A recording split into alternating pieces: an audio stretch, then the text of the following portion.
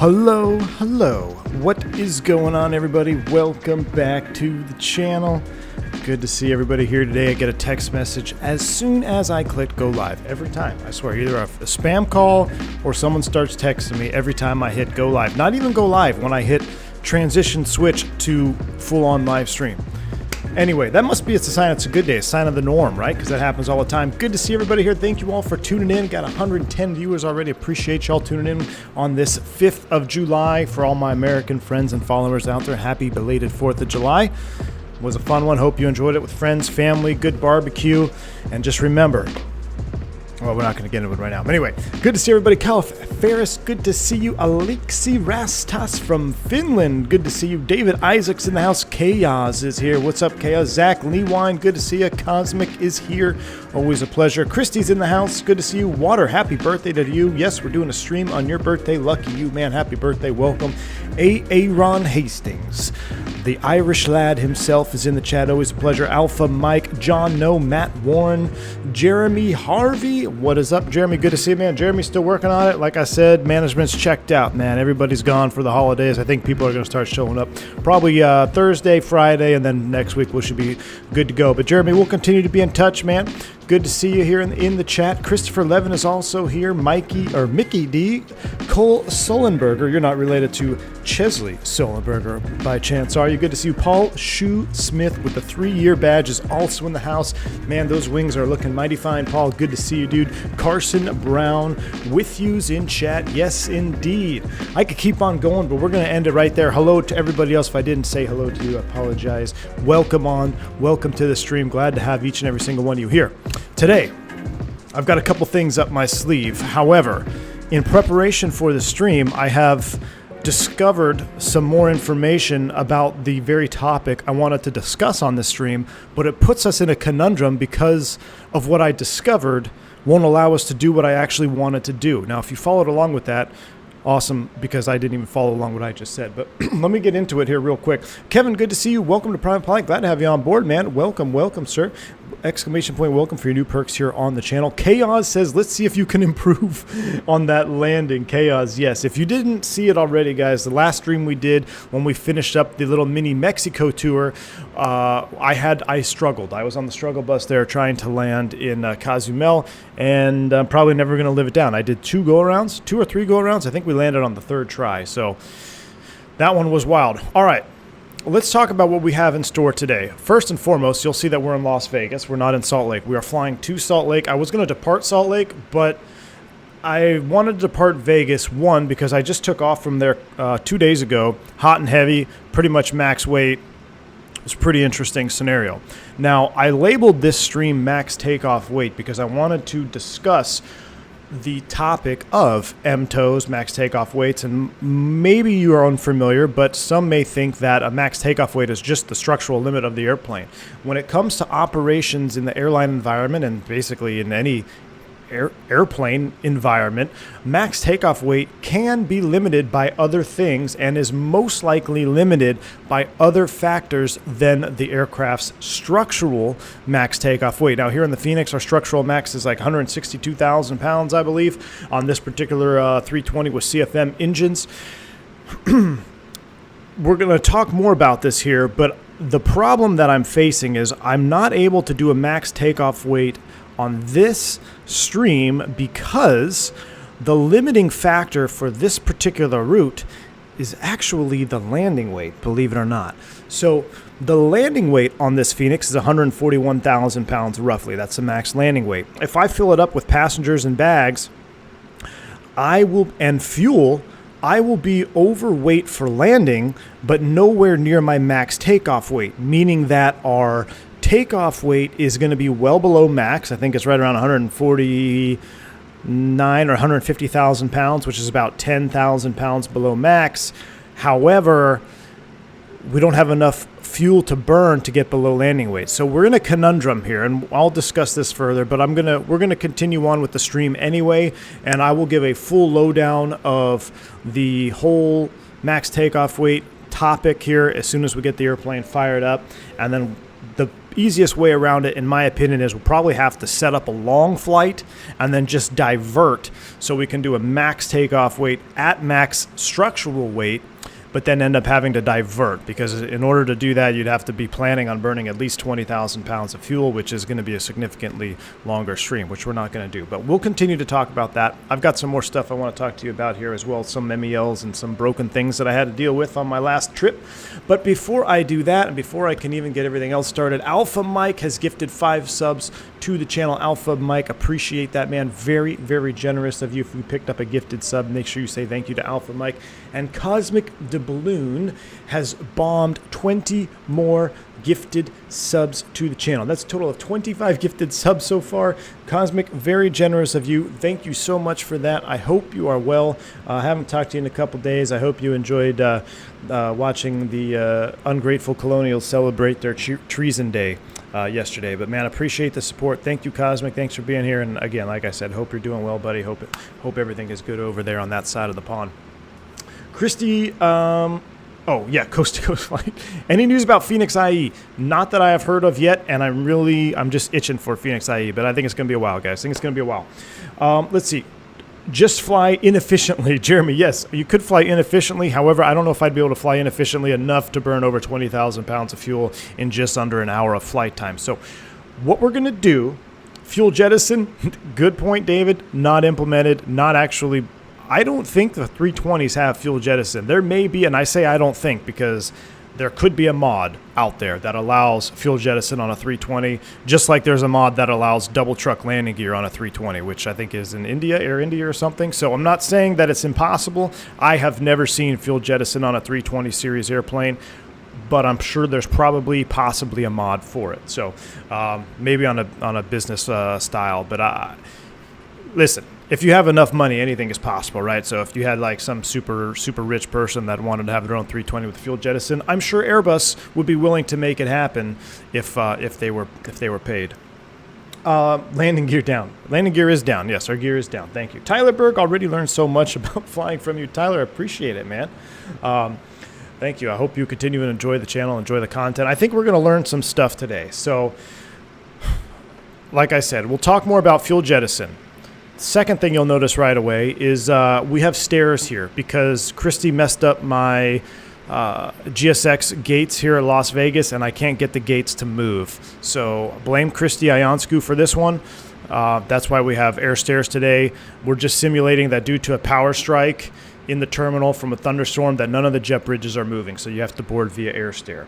That's problem number 2 that you probably caught right off the bat. Third thing I want to discuss real quick is what are we going to do in lieu of that? We're actually going to do something I did just 2 days ago as well, which is a manual engine start followed by a cross-bleed engine start. We've done it before on the channel, but I'm doing it on stream because it's been a while since we've done it on stream and it's fresh in my mind.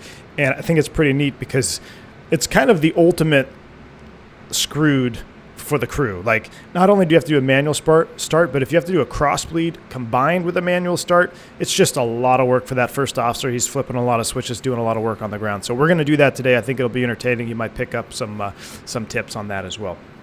Randy, thank you for the continued support. He says, I love your content, V1. Happy to catch another stream. Randy, glad to have you on board, man. This is going to be a fun one. I'm very excited for it. Thank you for the continued support. Short stream, action-packed. We're going to do a lot of stuff on the ground. You're going to see a lot of switches flip that you may not otherwise have seen flipped before. And then I'm going to try to pop a breaker or two that I had pop. Just call me Captain Breaker Pop, because the last, 3 flights, well, I would not in succession, but I've had 3 trips in this month where I've had breakers pop in my airplane, and they were on different airplanes, which is kind of unnerving, unsettling. Nothing bad of it has happened, but it's just weird. I don't know if I've ever had a breaker pop in my, well, that's not true. Flying freight, I had a breaker pop in a Beech 99. But other than that, I don't think I've ever had breaker pops, or breakers trip, I should say, in flight. And this month I've had 3 flights with multiple breakers tripping. So who knows? Who knows? Captain Breaker Dance would be more fun. There you go. Can you talk about what you do for radio altimeter failure like on your last trip? Jeremy, there's a whole slew of things we have to get into. Not going to do that one today, Jeremy, but I will do it here coming up very soon, because you will see we're going to be doing some hardcore failure streams very, very soon. Do most people get the 4th of July off work? Depends. Aviation, transportation industry, probably not. Most likely not. Scotty too. But if you work for the government or something like that, they have. I think it is a federal holiday, but depending on your job, obviously, you may not. So, thank you all for tuning in. Let's go ahead and fire up this airplane first. Let's get everything situated, and then we're going to discuss more about what we're doing. I could sit here and just chat with you guys for an hour and a half, and we wouldn't even turn the airplane on. So before we do any of that, and I just realized I forgot something. Pardon me 1 second, guys. I never switched my control options from the fly-by-wire profiles to the Fenix profiles. So let me flip these over real quick. And this is a good pro tip for you simmers out there. If you're not using profiles, you need to be using profiles. So look, I'm going to switch my Throttletek profile over to Fenix. Everything else is on Fenix. I have a generic 320. And since we're in here, I know you guys ask. Right now, this is my settings for my current side stick. It's 100% linear, no dead zones, as straight as can be. So that's what I'm rocking. I'm going to apply and save that. And now we should be good to go. So they call that a podcast. I'm not even going to go there. CD, good to see you, man. Welcome. All right, here we go. Let's get this airplane powered up. Shall we? Ground control is not going to work because we don't have batteries on. So let's go battery 1 and pay attention to the standby attitude indicator fire up because it's awesome. And I love that part. I mean, that's just such an old classic. That's cool. That whine, that's the gyro spinning up for the standby attitude indicator, which it is powered by the batteries. Do you guys know why would you want to power your standby attitude indicator by battery power? Or at least the gyro, I should say. Why do you want to have power to the gyro on batteries? All right, we got 1, 2, and 3. Let's let the airplane come to life here. Giuliandi, good to see you, man. Hi, Captain. Hope you'll have a good stream today. Hey, I hope so, too. Thank you for the continued 25 months, just over 2 years of support. Cheers to you, Giuliandi.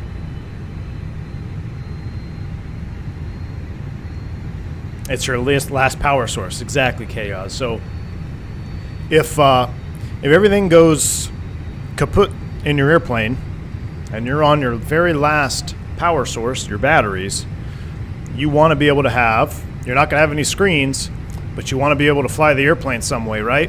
And this is how you're going to do it right here. This would be an interesting landing challenge. Just doing partial panel ILS hand-flown landings with these 3 instruments right here. Airspeed, altimeter, and your old ADI. There's our flight warning computers are powering up. I'm going to turn down the sim just a little bit here.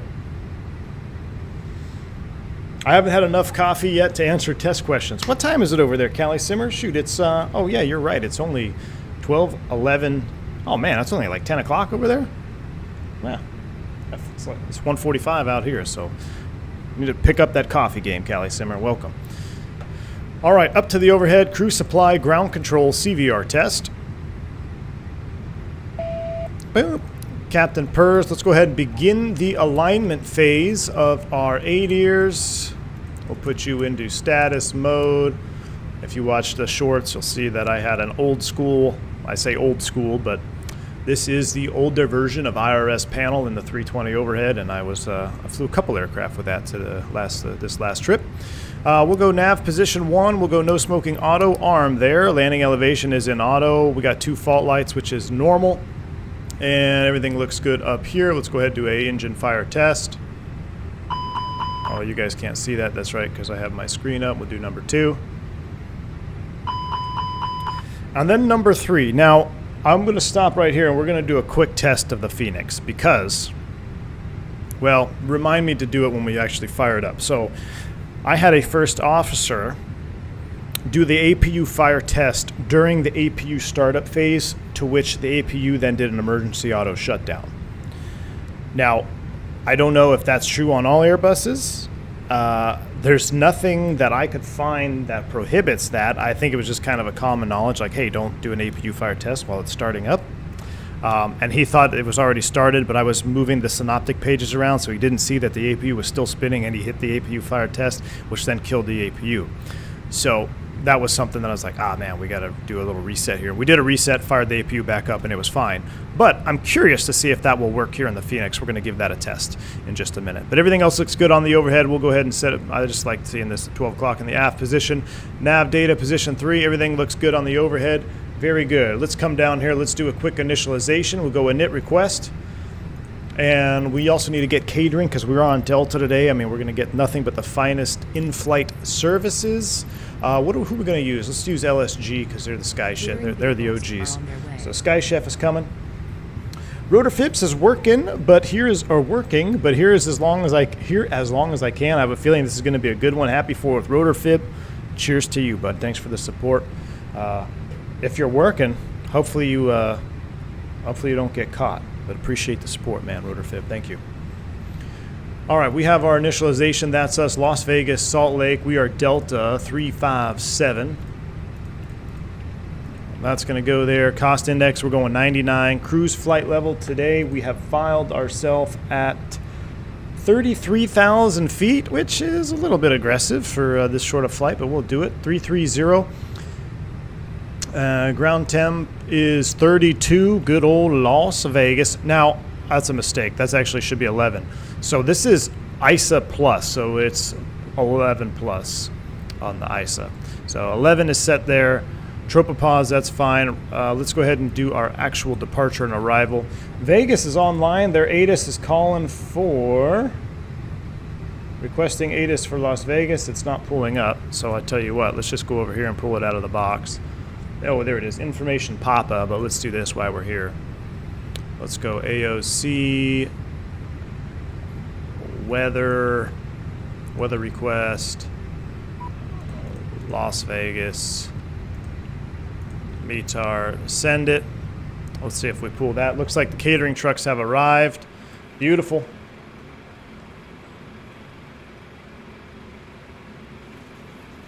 Delta 357 is Orlando, Atlanta. I'm the 75. Nice. Chris, man, glad you survived, but that's unfortunate, man. GPS-based landing systems apparently require no equipment at the landing zone airport, and the system feeds all the same information or instruments in the cockpit, so nothing changes there for the pilot. I'm not sure what you're referencing, but that is an accurate statement. Looks like I got another deltoid over there. All right, let's see what we have.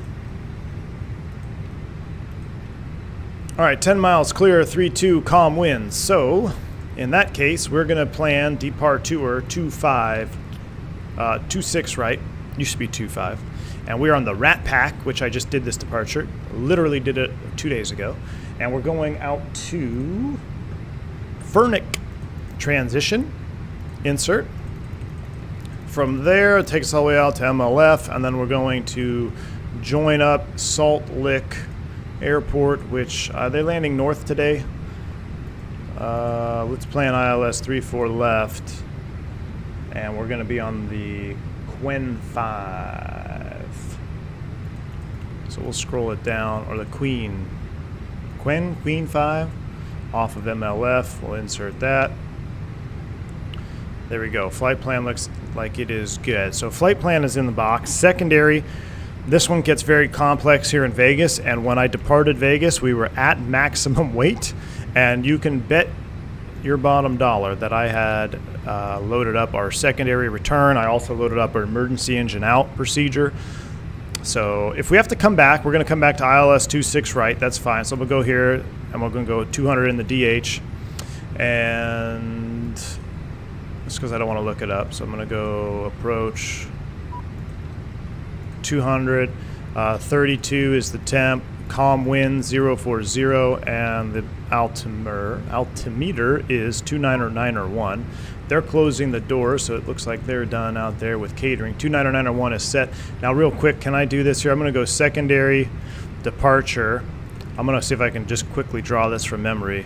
Off 26 right, secondary, there it is. And now I'm going to do Las Vegas, 259 at, what did I do at 4? That's the one. Yeah, PBD 01. So here we are. We're making our emergency engine out. Let me do this real quick. there it is, PBD01, and then from there we're going to make a right turn. And then so how did I do that? Oh, I took it off PBD01. So we're going to make a secondary waypoint. Watch this. PBD, let's see if the Fenix will do it. I want to go off PBD01, and that's the reference point, is the point we just made, and I want to do a radial off of that. So I got to pull out let me pull out my single engine chart real quick. Rat pack off 2.6 right. I could probably show you this here on camera. We'll see. Let me look at my engine out. So off of that PBD, it's 035. 035 at a distance of, let's just call it, we did the math. I think it was 9. Oh, yeah. So, there you go. Now we're drawn. That is our single engine. Basically, if you pop an engine straight out to PBD01, then a right turn to avoid terrain, PBD02, then a continued right turn all the way back to the Las Vegas VOR. So that is our engine out procedure. We're not doing that today, but I just had it in my memory, so I loaded it up just like we did in the real airplane. That is good in the secondary radnav. We will hard tune here today. We're going to hard tune the Las Vegas VOR, and we'll actually hard tune it on both sides. And then, yeah, we'll hard tune both of those. Progress page, I'm going to put KLAS here. Perf data. Next phase, we don't need any of that right now. We'll just go to the init page. Our fuel required, 14.9. 14.9 is on board, so we'll put 14.9, not 144.9. We can't take that much fuel. 14.9 in the box fuel. Make sure that it is balanced, which it is incorrectly, but we're good there. So let's go ahead and get our fuel tank pumps on. We'll turn our seatbelt sign on. I'm not going to start the APU just yet. We'll get terrain mode on because it is high terrain out here. That is a threat. Constraints on. And we'll call tower to get an initial. So we'll call tower to get our initial altitude and our squawk code. But before we do that, let's make sure everything else is set up. So we're going to go VOR, terrain is on, and yes. All right, so we're going to call tower, and then we're going to call, I'm going to talk about our max takeoff weights, and then we're going to try the APU auto shutdown, see if that will mess us up here. Zach, take it easy, man. Catch the rest on replay. Thank you for stopping by initially on this on the short little pre-flight, Zach. Always a pleasure, man. Have a good rest of your day. Thank you. Tower is 19.9er, Caleb. 19.9. I'll spool that in here. Let's give him a holla, and then we'll be good to go. So just like I always say, you know, if you're unfamiliar, now I'm pretty familiar with Vegas, but it never hurts to just have your chart out, at least the one you're expecting. In case you can't really hear the controller, they got a thick accent. Definitely when you're in other countries with non-native language to your ear, it's always good to pull out the just departure procedures prior to calling. But I'm 99.9999999% sure he's going to give us the Rat Pack 3. Now, if he gives us something different, that would be the ultimate troll move. But let's go ahead and give him a call right now. Tower, good afternoon. Delta 357, information Foxtrot. I'd like to get our clearance to Salt Lake City. Delta 357, Las Vegas Tower, good morning. Clear to Salt Lake City International Airport, Rat Pack 3 departure, Fenix transition, data as filed. Climb via SID, expect flight level 5 minutes after departure. Departure frequencies offline, squawk 1007.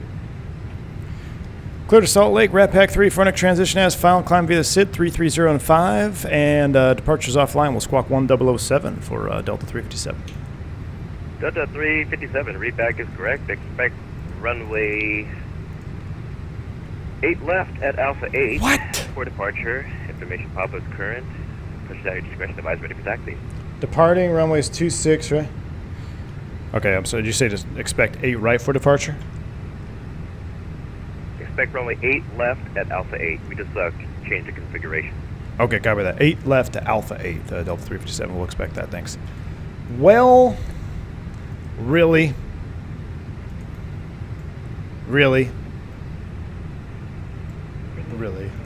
8 left? That's so lame. I wanted to go the other way. 8 left to Alpha 8. Well, that is a pretty significant takeoff shift there, but it is 14,000 feet. Okay. So, back to the box. Scratch everything I just said about the secondary. Let's go ahead and load up departure. 8 left. We're on the Rat Pack. Let's load it up. Rat Pack 3. Fenix. As filed. Boom. Now that's going to change some things. That's going to change a lot of things. So let me look at my complex special for 8 left. I don't even think I'm going to change it right now because this is not an engine failure stream, but I just want to see how... it's such a troll. The complex special off 8 is basically straight out, so we're not even going to mess with the box. We'll just pull heading and deal with it if we have to. So, all right, that is in there. We're still going to come back to 2.6 if we have to. Oh, it's Frank? Not Fenix? I don't know, man. I don't know. All right, that's good. 14.9. We got our squawk code. Climb via SID, so let's go ahead and look at the departure. This is going to change some things for us. So off of 8, we're basically going to go here, do this little loop-de-doo, all the way out to Fenix. Climb via SID is a top altitude of flight level 190. Mini FCU, where are you at? So let's load flight level 190 right there. That is done. I bet you it's getting nice and toasty in here for the passengers. Yes, it is. Okay, so we need to start boarding. But before we do that, we're going to start the APU. Board controller confirmed. I know, right? All right, there's my shorthand if you want to see how I write down clearances if I have to pick them up the old school way like people in the adopted bus. Anyway, here we go. So I'm going to try this. We're going to try to get an auto shutdown on the APU. I don't know if it's going to happen, but we're going to try it. So this is what happened to us in real life. I went here, starting the APU, wait a couple seconds, make sure we don't have a low oil. And then let's go ahead and turn on the APU. So the APU was beginning to spool. Let's let it spool up here. Okay. And then I was like, oh, shoot, let me check the oil page real quick. So I had this up to make sure I had engine oil, and the FO came up here and went like this. And then when that happened, it shut down. So I guess that's interesting. Maybe it was just a freak accident. I don't know. It does have CPDLC. It does. I was just messing. Yeah, so I want to try it again. Let me see if I can spin it here. Now, in the real airplane, if it's on and you hold it for more than, I think, 3 seconds, it will also shut down.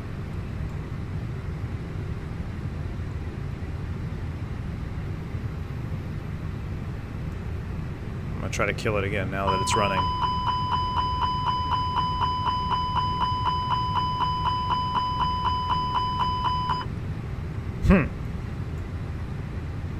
All right, well, APU is running. We'll start the chrono. We can't do an auto shutdown. That's fine. We can, it should shut down. Yeah, that's just a simism. I had the alert box muted, and Callie Simmer, I just saw your dono, man. Appreciate that $10 bank angle check. Callie Simmer, let me play it for you right here, man. I'm sorry, I had it muted. Just watched the one-liner JetBlue Airbus repo flight from JFK to LGA. Holy cow, took off like a rocket. The vertical climb was incredible. Was very cool to see. That's Callie Simmer. Thank you so much for the $10 bank angle check. Yes, an empty JetBlue repo, JFK to LaGuardia. They probably have 0 fuel on that airplane, so it is definitely going to be a rocket ship indeed. That must have been a fun one. Hopefully they did like no flight director takeoff. It'd be even more fun. All right, I'm going to turn off the radio for a second. Let's start boarding. And then we're going to talk about what we came here for, max takeoff weight. So request boarding. Requested. They're going to start. Yes, I would like to board both. Let's go ahead and turn the bleed on. We'll leave the APU power on, or the ground power online, so we're sharing the load. This will at least get the air flowing. It's 37 degrees in the airplane, so we're going to do this number right here. We're going to cool everything down. Now, the Amber SDXs is a NEO thing. Yes, correct. That is a NEO thing. So this is a CEO, and this is properly simulated in the NEO. When the FADEC depowers, you'll get Amber X all the way out here. Now on CEO, different, so this is correct. And I believe Fly-by-Wire fixed that. I think I saw Chaos post that in the Discord. So, all right, guys. Fubar, welcome to the stream, man.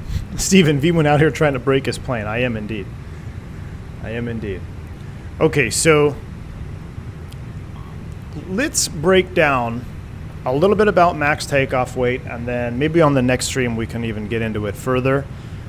But we are limited today, so I'm going to show you why. We're going to talk about the charts, and I think you're going to come away from this short little discussion with a greater understanding than you did prior to this.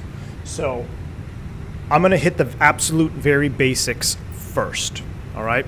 Every airplane that's certified is certified with a max structural takeoff weight. What do I mean by structural? I mean Airbus has certified this 320 with this wing configuration, this engine configuration, to say on a unlimited length runway, doesn't have to be unlimited length, but where runway length isn't an issue. These wings, this airframe can sustain and lift itself at 161,000 pounds. That is the maximum takeoff weight in this particular airplane, 161.7. That is referred to as the max structural. Now, in the real world, in the applicable world, it is very rare that an airplane is going to be limited on takeoff by its structural takeoff weight. Now, I shouldn't say very rare. Maybe I should say it's a much less common to be limited by your structural takeoff weight. There are other factors here that will limit your takeoff. The second and most common limiting factor, other than structural, is runway limited. What does runway limited mean? That means if your airplane at its current weight, let's just say it's 150,000 pounds, 10,000 pounds below the structural certified takeoff weight, 150,000 pounds, but the runway that you are departing from is only 6,000 feet long, or maybe it's 5,000 feet long. I'm kind of throwing out arbitrary numbers just so you get the idea. If that runway is not long enough for you to accelerate with that engine configuration, that now becomes your limiting factor to your takeoff weight. So your max takeoff weight may show 150,000 pounds versus 161. Hey, not all of us were at the Overeaters Anonymous convention. Oh, jeez. Lots of people in back were asking for seatbelt extensions. C2A, thank you so much for that $3 bank angle check. I was at the Overeaters Anonymous convention yesterday on 4th of July, man. I was there, no doubt. Thank you, C2A. Appreciate the support, man. So there you go. That is another example. That's a runway limited of 150,000 pounds. Now, it's not just runway length that can limit your airplane. There are other factors under quote-unquote runway limited. You have the environmental factors. And when this is calculated, this is taking all of these things into account at the same time. Passengers boarding starting. But essentially, you could have, let's say you have an 8,000 foot runway, which at sea level, standard day, you could take off at max structural, 161,000 pounds. But what if you have an 8,000 foot runway at a 7,000 foot field elevation and the temperature is 35 degrees Celsius outside? Those performance factors combined with the runway length are now going to limit your max takeoff weight to maybe 148,000 pounds. That is much more common than a straight runway length limitation and then a actual structural limitation. So high altitude, high temperature, and also I should mention this is the load of the airplane itself, right? So yes, if you can take off an empty 320 off a 4,000 foot runway, but what if you have full passengers and bags? Now we can't do it. So now we're weight limited, right? So if we're weight limited, now we got to either reduce passengers, reduce fuel, or reduce bags. Got to do one of the three.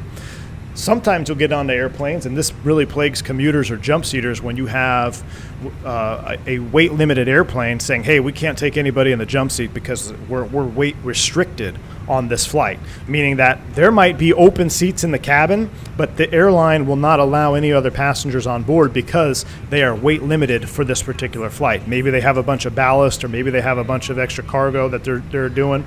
So that is another factor. Matt Warren, high tailwind, that can also come into play. That will also be included when we talk about environmentals of runway. So I want you to think, you have runway limited at the top, and then under runway you have all these subcategories that are all calculated simultaneously, such as your winds, your temperatures, your altitude, i.e. density altitude, the weight of the airplane, slope. Benji brings in a point. Yes, slope is also a factor. The runway condition, is it wet? Is there standing water? What type of contamination is on the runway? So under that runway tab, you think about all the other subcategories, and all these subcategories are simultaneously calculated to give you an actual max takeoff weight for that particular departure. And it is very, very, very common that that number is nowhere near the structural limit of the airplane. Okay, so we have the structural, we have runway, and then there's also one more sneaky limiting factor to takeoff weight, and that is what got us today. When I was setting up for the stream, I was like, okay, I'm going to load up. I'm going to recreate a flight I did. We took off out of Vegas. I was in a slightly different 320. The max takeoff weight on that one was 167,000 pounds on the 320 that I was in. We were at 166,000 pounds for takeoff. I was like, okay, I'm going to load up a 320 in Microsoft Flight Simulator. We're going to recreate the stream. The problem that I faced, I was trying to make the numbers work. The problem that I faced was that on my real world flight, I had a plan to burn over 25,000 pounds of fuel. We were going from Vegas to Chicago. Much longer flight, burning a lot of gas.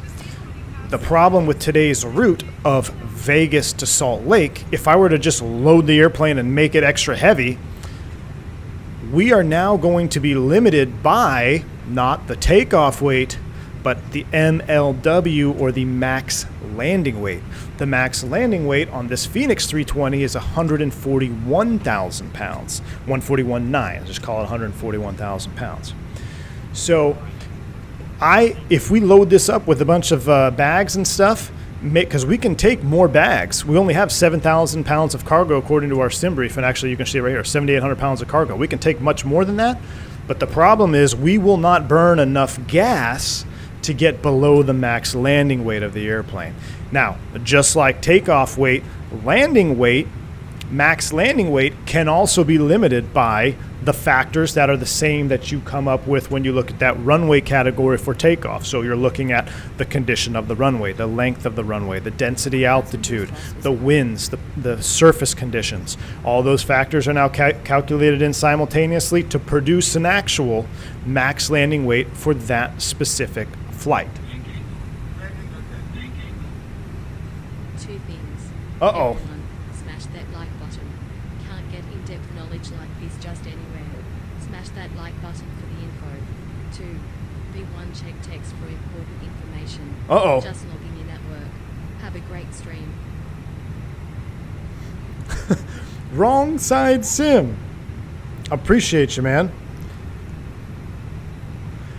Wrong side sim. Appreciate the $20 massive bank angle check. Very, very kind of you, sir. Appreciate you. And guys, a lot of things I'm talking about right now, all of the stuff that I'm talking about right now is calculated per the dispatcher. Wrong side sim himself is a real world dispatcher. He's actually stepped up above that now. He's in a management role.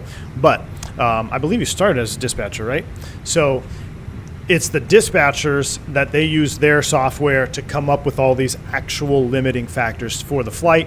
And as a flight crew, we come in and we verify them and we make sure we are complying with what's already planned and double checking the work, obviously. So wrong side sim, again, appreciate that massive $20 bank angle check. Appreciate all the support, man. I hope you're well. Logging out at work. Take care. Have a good rest of your evening, man. And hopefully you'll be firing up another stream here pretty soon, dude.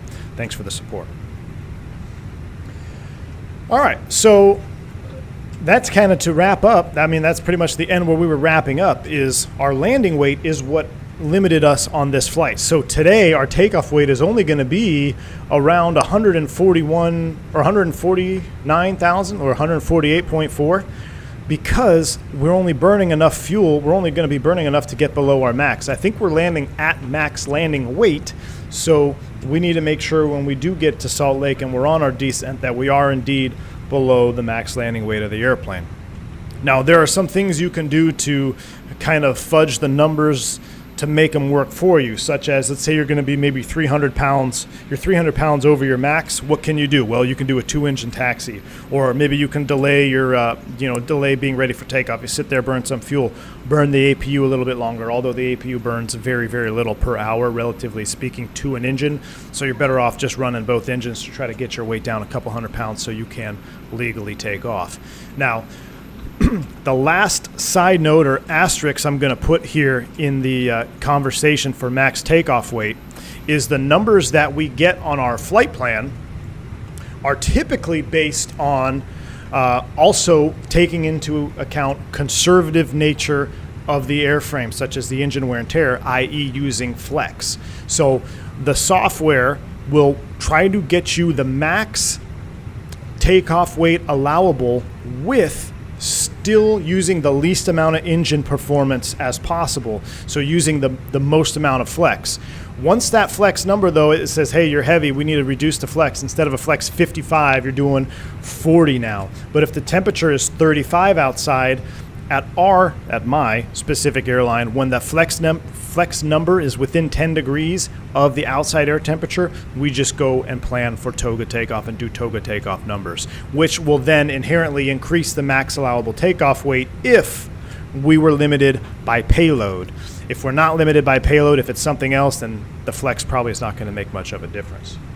So, and AJ, I saw you bring that up. Sounds like a Toga situation. Yes, Toga is available, but the way that it's calculated is it's going to try to do everything without using Toga, and then if it can't, it's going to bump you, say, okay, we cannot make this takeoff without using Toga thrust, so then it will push Toga numbers to you. That's how it works in the real airplane. But Toga is also always available if you have other factors that come in. Say you got a wind shear, okay, I don't want to do a flex on a wind shear. You have a contaminated runway, I don't want to flex on a contaminated runway, etc. So that's kind of how that plays. Now, Christy has a question, but if the flex is within 10C, can you select another flap setting and see if you get a higher flex? Christy, in the Fenix EFB, yes, you can, and you can play with it. Now, I don't know the extent possible, or I don't know which extent how accurate these takeoff numbers are being calculated from. For us, in the real world, the way we do it, Christy, is we send the data that we have. We send our passengers and weights and the current information, and it goes off. What comes back is the most efficient. I can't send, hey, I want to do a flap 2 takeoff, or I want to override to flap 3 takeoff, because now what's happening is you are starting to affect your performance later on in the takeoff profile, commonly referred to as the second segment climb, or even the third segment climb, where you're starting to climb over terrain. And on top of all of this, I know it's starting to sound confusing, you also have to throw in contingencies, because what if you lose an engine? So if you're limited by the climb gradient, now you've got other problems. You might have to do a Toga packs off takeoff so you can get up and get enough altitude so that if you were to lose an engine, you can now successfully climb away from terrain with the associated margin and still single engine climb out and complete the SID or the engine out SID. So there is a lot that goes into takeoff weight and max takeoff weight, your takeoff performance numbers. And this is just a rough, brief, I don't know how long we've been talking, maybe 10 minutes explanation. This is why most of this is done by third-party software, or some airlines have in-house software. It's not just one person down there calculating all this on paper, because that would just not be very efficient. But there are a lot of factors. That's all I want to try to get across here, is there's a lot of factors that go into the numbers that you see on your flight plan. So you're saying dispatchers aren't just picking their nose all day. Chaos. And that's exactly what I'm saying, my friend. That's exactly what I'm saying. Okay, so speaking of weights, let's run our actual weights. So zero fuel, 133.4 and 30.3. So 133.4 and 30.3. That's going to go there. Takeoff weight, 147.9. We're going to make sure we get our fuel numbers populated here. How were performance data calculated before all this was available in real life? Classical gaming? Well, before computers, it was calculated by hand, and that's when you start looking at the efficiency of how airlines have progressed over the years, right? With the advent of computers and even mechanical computers, which I used to spin whiz wheels all the time. When I was flying freight, even flying corporate, I used the whiz wheel, which is a mechanical calculator to calculate information associated with takeoff performance and landing performance, and CG too. But now with the advent of computers and all this software, you can do a lot of flights almost instantaneously. Much, much more efficient. All right, we have an hour and 13 minutes extra gas. That's plenty of extra fuel. We have 14.9. That looks good. So let's go to the actual perf page. I know we're not taking off if people are on board, but that's fine. We're not going to be rushed. So let's do our departure performance and see what it gives us here. Where did you use charts? Was it OT? Was it a Phenom? What do you mean, Christy? I used, where did we use charts? Oh, you mean in the sim? Did we use charts on the Phenom? We might have.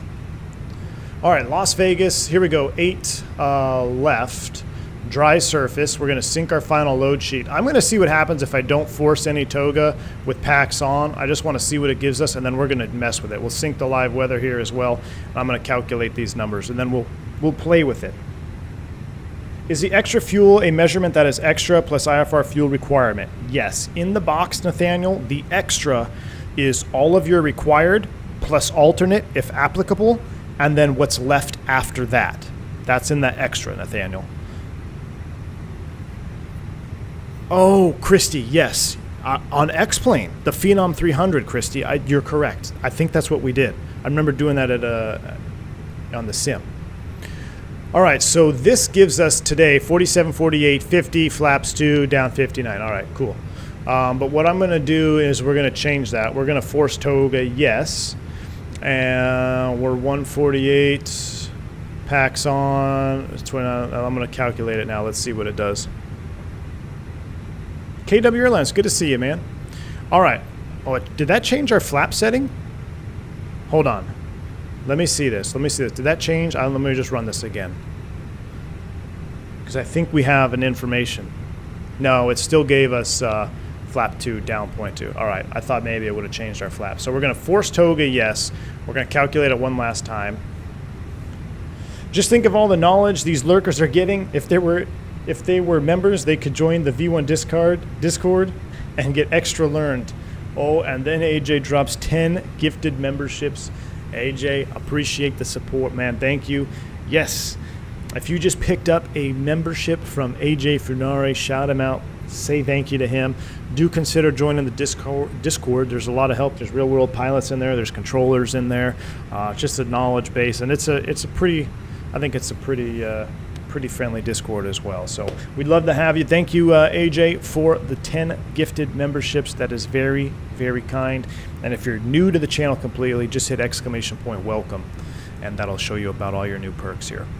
All right, let's get to this. 25, 35, and 36. So let's go ahead and put this in here. 125, 135, 136. We're doing a flaps 2.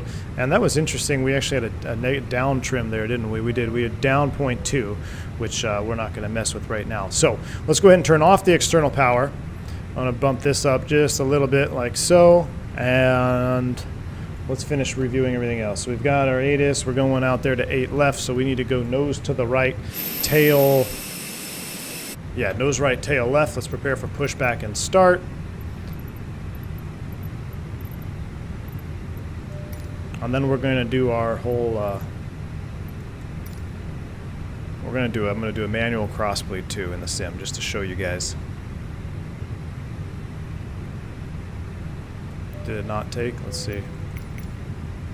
Hello, Captain. Here we go. We are ready for pushback. All right. Single crew ops. Thank you for the 5 additional gifted memberships. Very, very kind. Join for the memes, says Tyson. Single crew ops, thank you so much for the continued support of and dropping 5 more memberships to the channel, man. Very kind. Thank you. That's a good name for a streamer too, single crew ops. Alright, let's go ahead and run our before start checklists. And I think I need to pull some of this stuff off the Fenix ground services, right?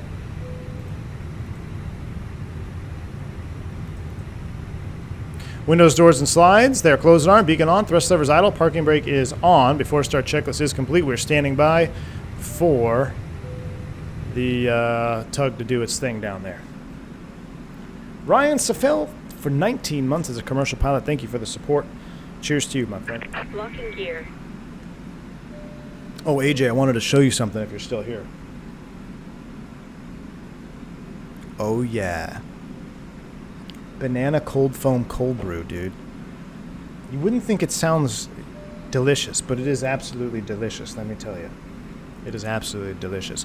What did I say? Nose right, tail left. Release parking brakes. All right, here we go. Brakes released. Clear to push. Commencing push. All engines clear. Start at will. Roger. All right, what we're going to do, we're going to spice things up too. We are going to, we'll start engine 1.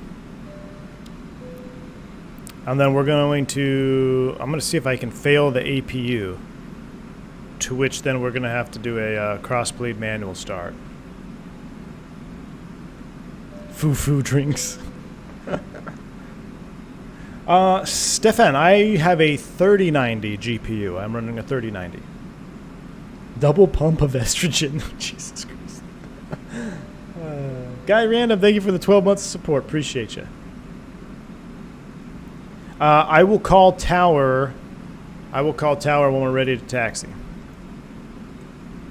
But we are uncontrolled ramp right now. Why do pilots start engine 2 before 1? Because they're not doing it correctly. Unless they're on a Boeing. Cold brew would be nice. Shame that I only have beer in my glass. Hey, that's not bad at all. I wish I could join you. I'm still recovering from yesterday's escapades. Steven, hey. You guys knocking the drink. I know you're knocking it, but I'm telling you, it's absolutely delicious.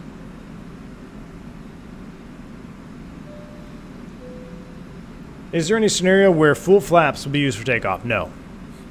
The closest thing that you would get would be a go-around after a balked landing, but even then the call is go-around flaps, to which the non-flying pilot would move the flaps up one notch. We have a good engine start.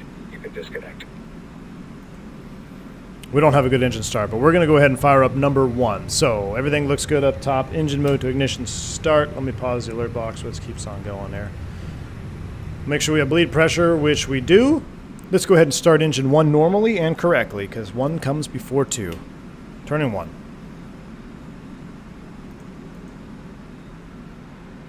Nowhere near the fly-by-wire sounds, but they're pretty decent.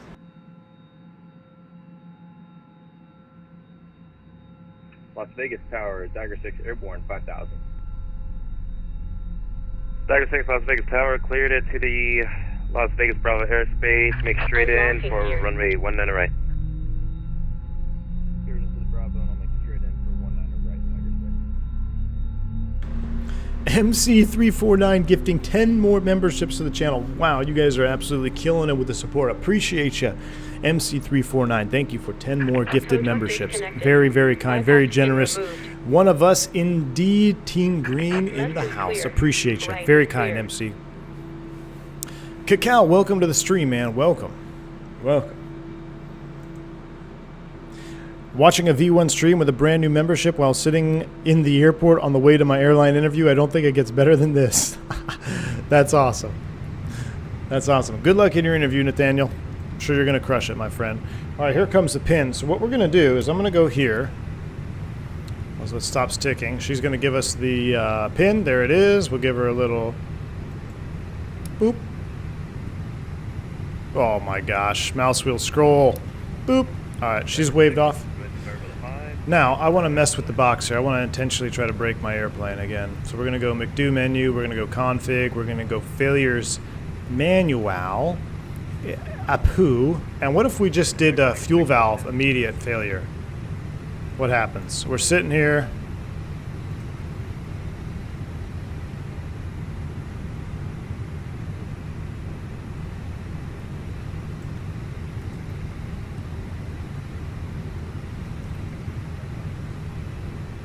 I'm trying to get the APU to auto shut down.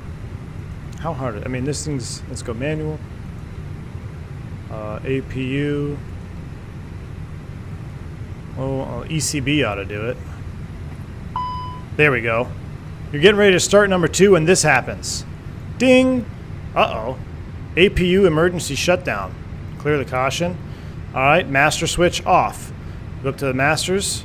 Master switch off. APU bleed will come off. Alright, so we've had an APU auto shutdown. APU emer shutdown, clear APU, clear APU. In op systems, now it's going to be, there's going to be more systems here because we have only one engine running. Alright, so let's say we run through the dog and pony show here. We call maintenance, they tell us to do this or that. They say, alright, we're just going to defer it.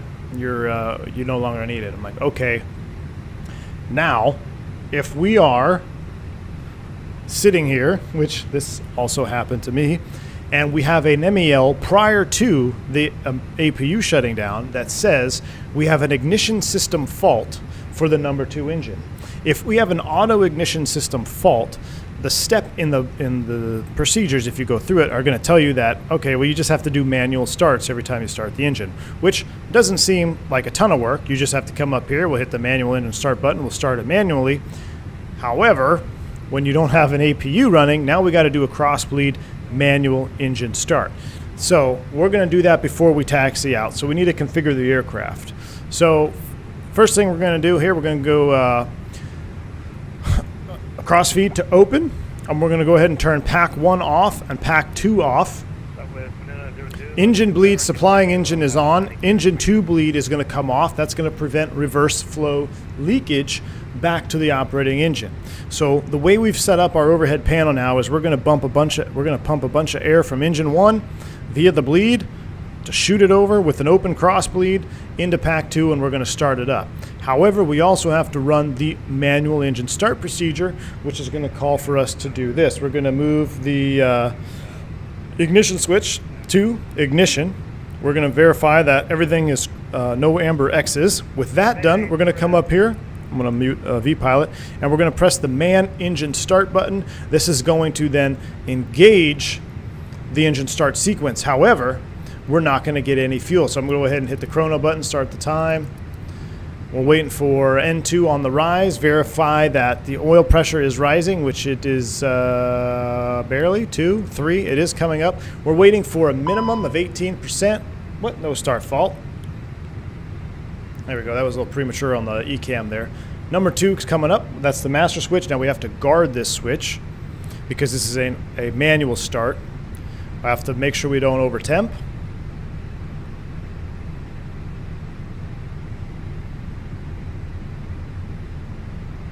So this is the only time in the Airbus that you will guard the engine start switches is during a manual engine start, because you're losing the FADEC protections of a hot start or failed start. All right, looks like we have a good start, so I can remove my hand.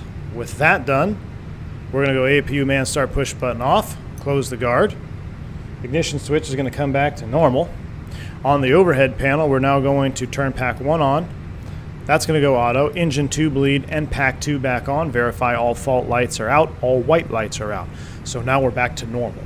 So doing it on stream, it's very easy, it's quick and easy, but when you have to actually run through the comm procedure while taxiing in the airport environment can be exhausting at times. So yes, we've done that one before. Yeah, Romulus, call it the Boeing start procedure. Boeing start procedure accomplished. With that done, let's continue with the rest. We'll arm the spoilers. We'll go flap 2.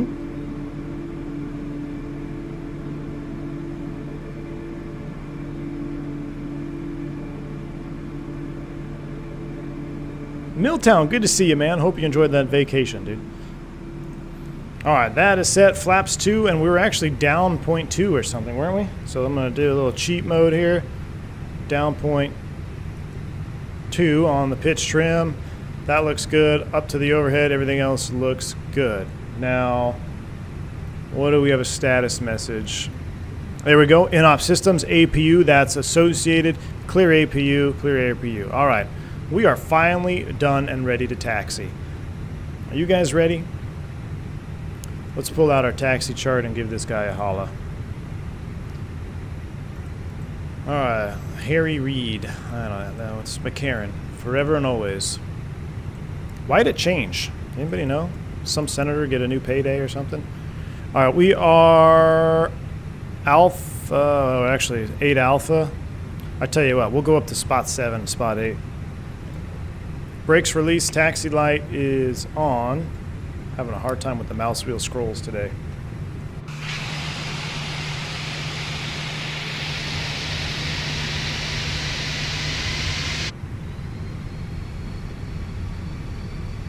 Brake check, pressure 0. V1, I lost my passport. That has been such a headache. Pro tip.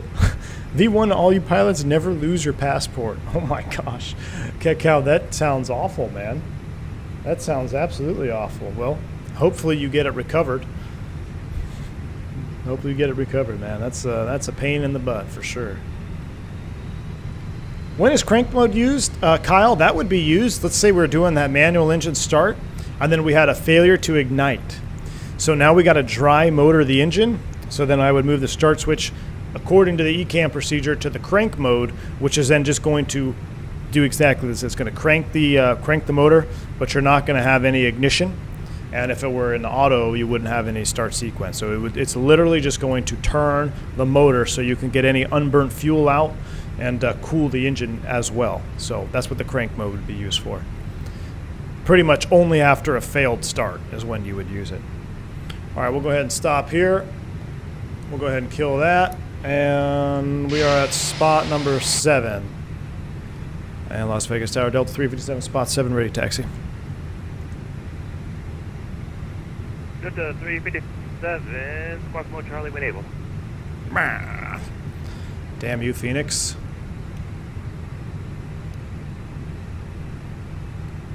And altitude reporting was on. Delta 357, thank you. Follow company ahead, Bravo 8 left at Alpha 8, taxi via Bravo Alpha 8. 8 left Alpha 8, follow company, Delta 357. All right, here we go. We'll follow him out here, make a right turn.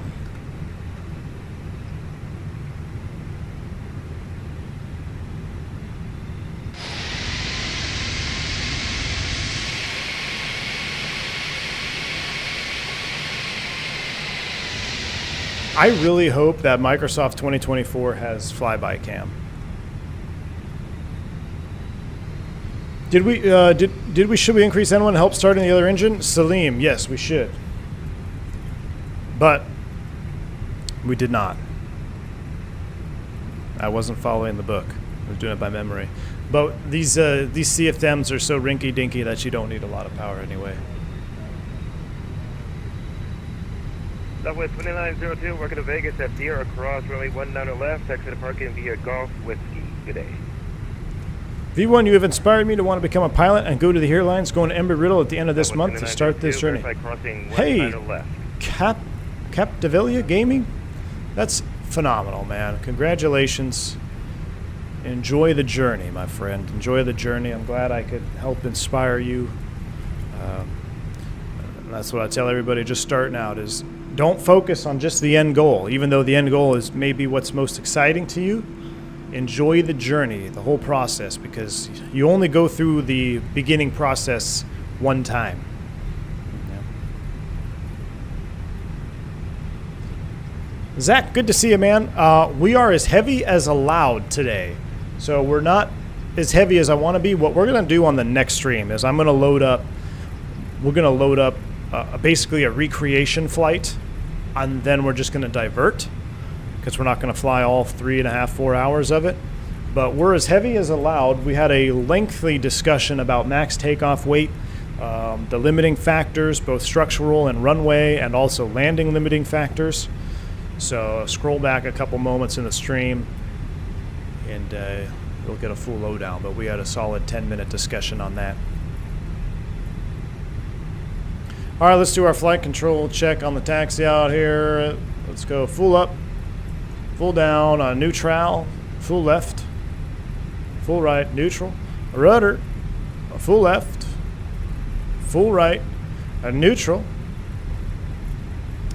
Let's go auto brakes max, takeoff config check, PWS on auto, TCAS code set, TARA, cabin crew advised. You've been advised. I'm following company down to Alpha 8. 2, runway 8 left at Alpha 8, line up and wait. One might say we had a heavy discussion about it.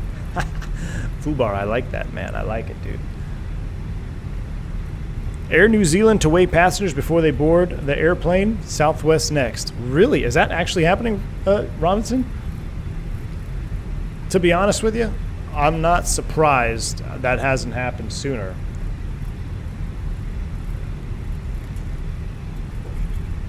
I know they've raised them.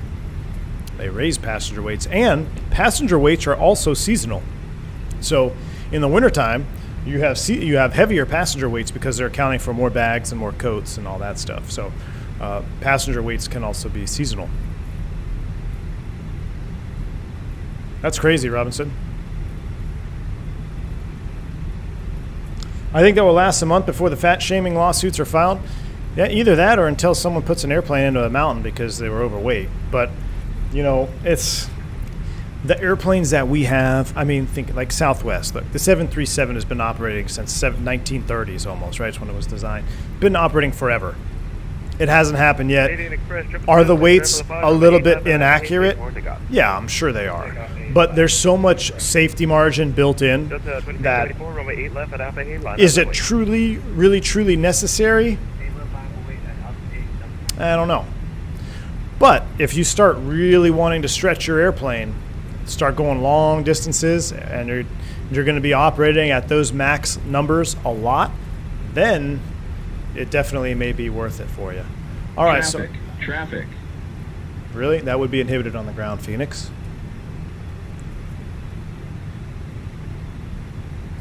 All right, here we go. Unless you are Aerosource, you don't need to know the weight down to kilos. Mr. Martini, good to see you, man. Welcome.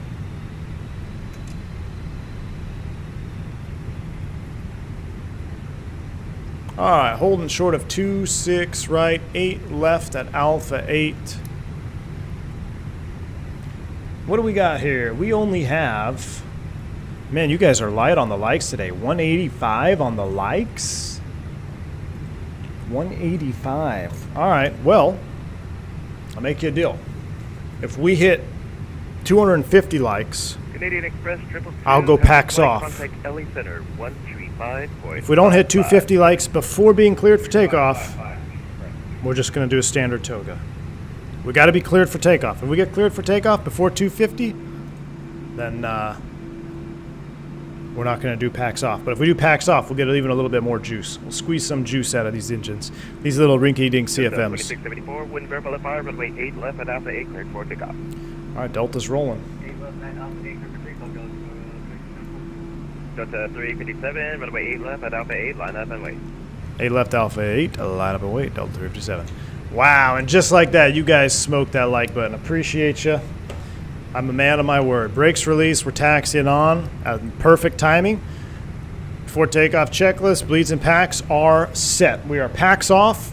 It's going to get toasty in the back. We do not have an APU to keep the passengers cool and run environmentals. So it's going to get hot. Is the juice worth the squeeze?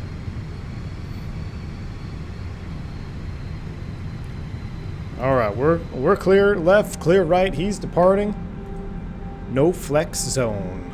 Maybe I should get a no flex zone emoji.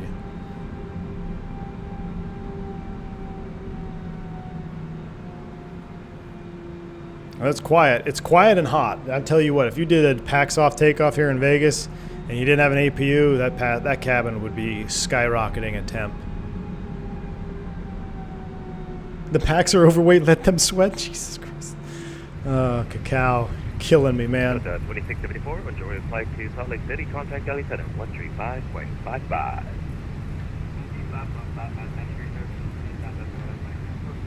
Yep.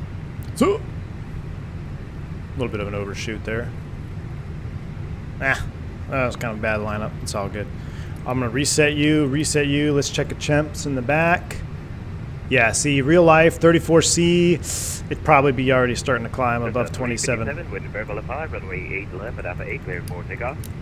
8 left, Alpha 8, clear for takeoff, Delta 357. All right, you did it. We're packs off. Let's listen to them, spool them up 50. Yoga's in chat. Here we go. How blue can we make it? 50% on the throttles.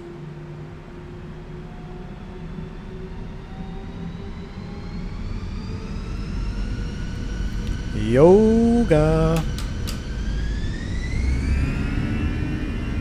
Yoga packs off, baby. That's about as good as they can get with the CFMs. Man, Toga, SRS, auto thrust is blue.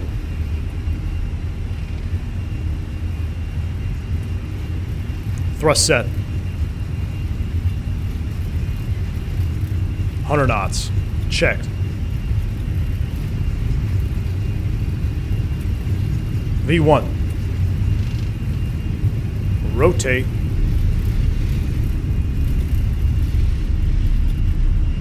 Positive rate. Gear up. Navin. Fly with. Watch your ears.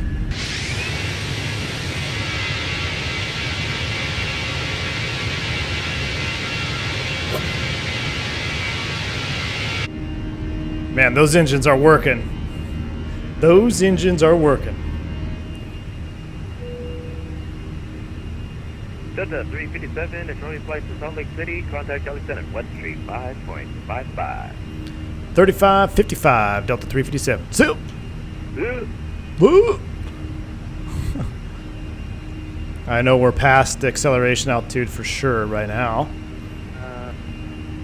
All right, from taxi to 15, your squawk code 2031. Looks like your flight plan is out. oh, thrust reduction from window view, maximum juice. All right, let's get that nose down a little bit here. Departure, good afternoon, Delta 357, 4.9, climbing 190 on the rad pack. Delta 7, Los Angeles Center, good afternoon. Radar contact, climb unrestricted, flight level 190. Climb unrestricted, 190, Delta 357. All right, here we go. Open climb is set, and we need to go pack 1 on. We'll get a little bit behind there. It's definitely getting hot. Pack 1 is on. We'll give it about another 10 seconds. We'll get pack 2. Depending on your SOP, you may actually go to a clean wing configuration.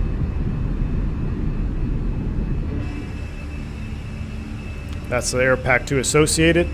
15 seconds. Pack 2 is coming online. Man, this is a beautiful climb out, though. I tell you what, if you got to fly somewhere where it's sunny and no clouds, you need to fly out of Vegas. Look at the acceleration. So this is pretty accurate. I mean, it's hot. It's 30C. We're mildly heavy. We're 147,000 pounds. And just look at the acceleration. Look at the airplane dogging out. So can you guys imagine when I was at 165,000 pound gross weight and we took off, it was also like 38C. So I was shocked. That's why I want to recreate that flight, just because I was shocked at how bad our performance was. And we had better performing engines than we do on these little rinky-dink CFMs here. But here we go. We'll get ready to go flaps 0. I want to make sure we're actually above S speed here. 2531, recycle the transponder. Squawk is 3143. All right, here comes S speed, flaps 0. 3143, 3143. Beautiful. It's just for passenger comfort, Alexa. It's for passenger comfort. All right, starting to do a slight bank angle check to the right. 20 miles south of the Oh, that is beautiful. I'm gonna turn the sim down a little bit here. Speedbird is in the house. Flight dispatch, I'm at work. Just a quick hello, but I'll be rewatching later. Flight dispatch 320, welcome to the stream, my friend. Glad to have you. Or thanks for stopping by, I should say. AJ, good point. AJ, good point. Let me do my best impression right now. I tell you what, there's just too much to look at right now. Let's go autopilot 1, because there's just too much juice to look at. And departure for Delta 357. How the rides in the climb out today? We're dealing with some light chop here. Ah, stepped on him.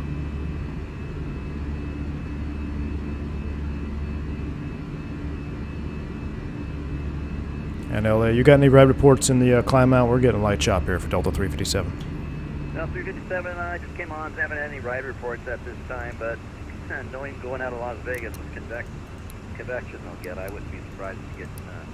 Usually it'll smooth out above 16,000. Copy that. Thanks for the report for Delta 357. We're at a 10. Maintain flight level 330. Copy, maintain flight level 330, Delta 357. All right, 330 is set. Look at that view departing Vegas. That is sweet. Golf. IFR cancellation received. Radar service terminated. You just tuned in, Delder. We'll turn you into 220 fan next. Wingnut, good to see you, man. Wingnut, hope you're doing well. Yeah, I don't know about the 220 fan. We'll see. We'll see, Wingnut. All right, we're at a 10,000 feet. What else can we do? We're also going to clear our rad nav. We had hard tuned these. We're going to go ahead and unhard tune those. We're going to go secondary. We'll copy the active. We got our lights off. We've dinged the flight attendants at a 10.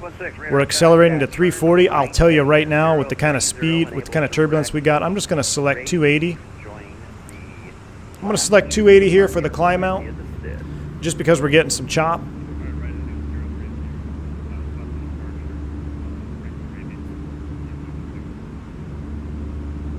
We'll go full screen cam here. Well, we'll leave it rock here for a minute.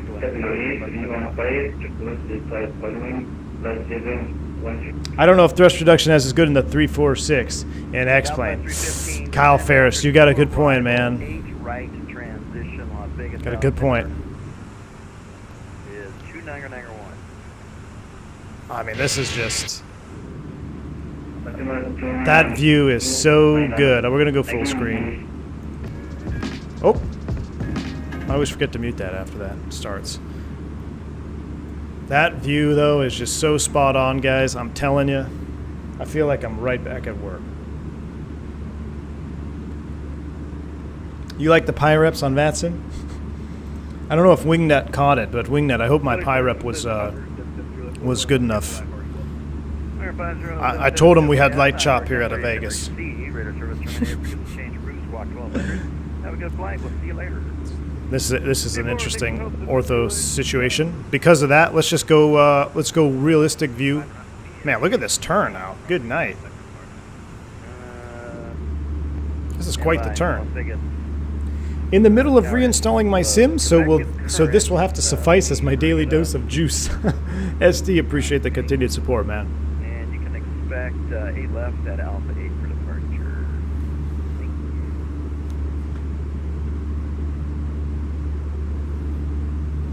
Are we going to see you flying the Latin VFR 319? Unfortunately not.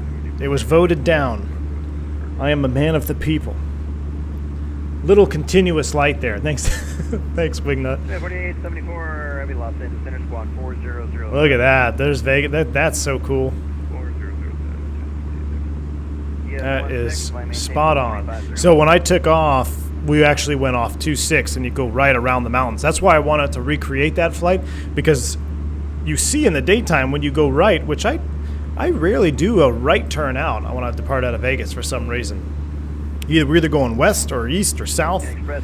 So when we made our right turn out on the departure, I was kind of shocked by how close we were to terrain. I mean, it was fine, but we'll recreate it on the next stream. What we'll do is we'll load up that flight, then we'll just divert.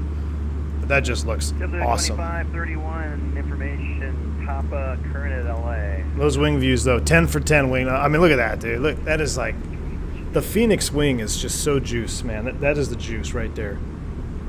That is the absolute juice. Your sim looks so great on a 3090. Thanks, Fubar. I appreciate that. I think it looks good too, man. I'll tell you what, though. I mean, if you set your settings right. Now, I have most of mine all beefed up. I'm limited on my CPU for sure. Definitely limited on the CPU front, but I've seen 3070s run this sim pretty decently too. Just gotta. The biggest frame issue of the frame creation as we stutter here is that LOD. Got to crank that LOD down. Shaq says, I had a cross-country flight. Oh, nice, man. I saw your text earlier. You had a cross-country flight today. It was amazing to see the plan I had was about 1 to 2 minutes off. Made me feel like a real pilot. Shaq, isn't that awesome, man? You do all this planning, you're doing all the calculations, like, am I even doing this right? And then you get up and you realize how accurate that flight planning actually is. We're well above transition. We'll set STDs for you, me, and Wingnut. STDs are set. Continue to climb out over the lake. Man, that's awesome. There were so many boats on the lake. I was in Vegas on, Definitely, was it Sunday? With top down, we'll use them to keep the frequency. Yeah, I think it was Sunday. Down. We flew in on Saturday, both days. I flew in and out, and the lake was just crazy filled with boats.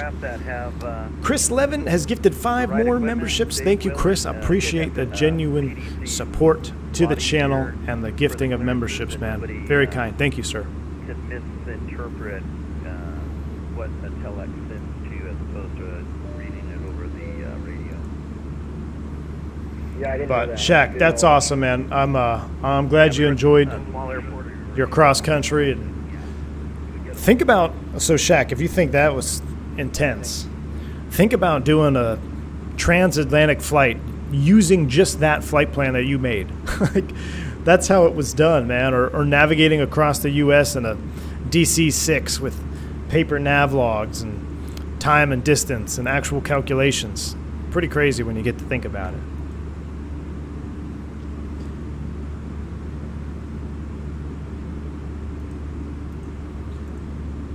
Did I see the pic of the DeLorean I sent with the remove tag before flight? I did, Jeremy. I got a kick out of that, man. I got a kick out of that. I actually have a what is it? The word I'm looking for, or the mandatory remove before flight tag on my keychain. I don't have it on my bags, but I have it on my keychain. But mine's getting very, very old. It's actually, I'm looking at it right now. It's got some miles on it.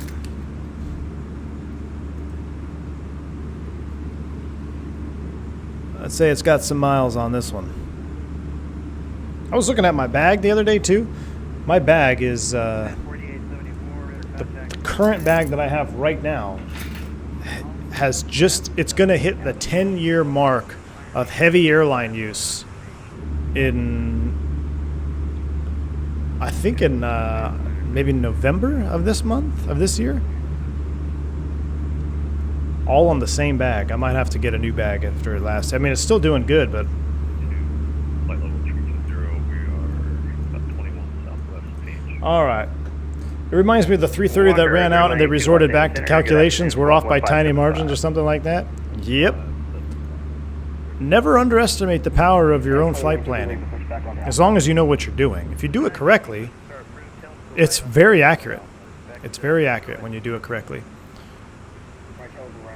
Which kind of seems, maybe to someone who hasn't done an actual flight plan, it seems like, oh, well, it should be. But trust me, when you're making your first ever flight plan with nav logs, I'm deleting a disco in there, about halfway through, you think to yourself, there's no way this can be accurate. Then you get in the airplane and fly it. Even if you use the winds from the day before, which typically you do, it's very surprising.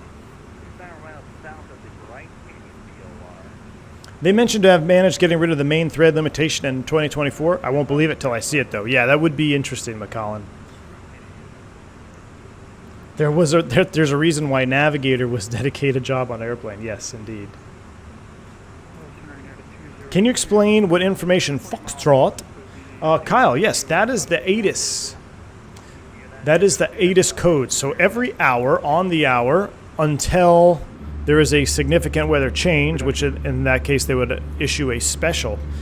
The ATIS information is coded with the alphabet, so A, B, C, D, E, F, all the way through Zulu.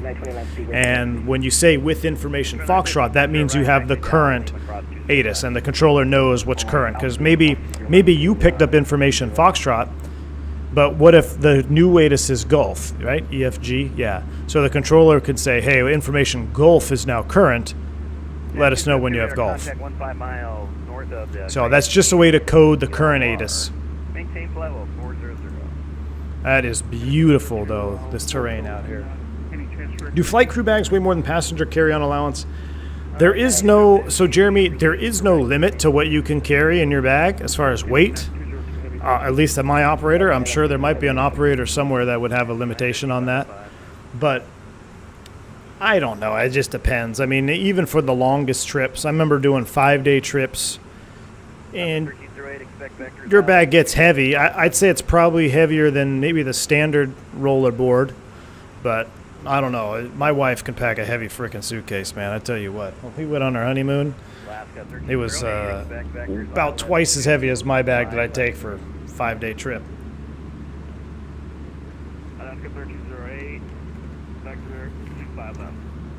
Aaron, yes. So the passenger comfort issue with switching both packs on quickly, if I were to pop both of them on right away, that outflow valve is going to immediately react. And depending on the climb performance, you may have already climbed, 1,000, 2,000 feet. So if you do that, boom, you're going to have a rapid pressurization change in the cabin, which is then you'll feel the effects on your ears. Can you do it? It won't hurt the airplane. Yes, you can do it. It's not going to hurt the airplane, but it's to minimize the speed at which the cabin's pressurization is going to change.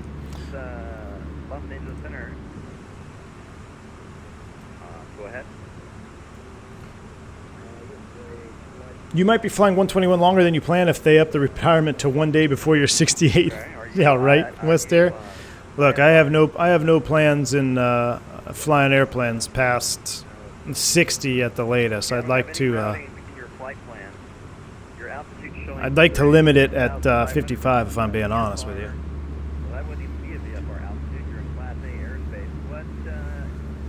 Enable information golf because golf is boring, or you can do the information echo. Don't be that guy.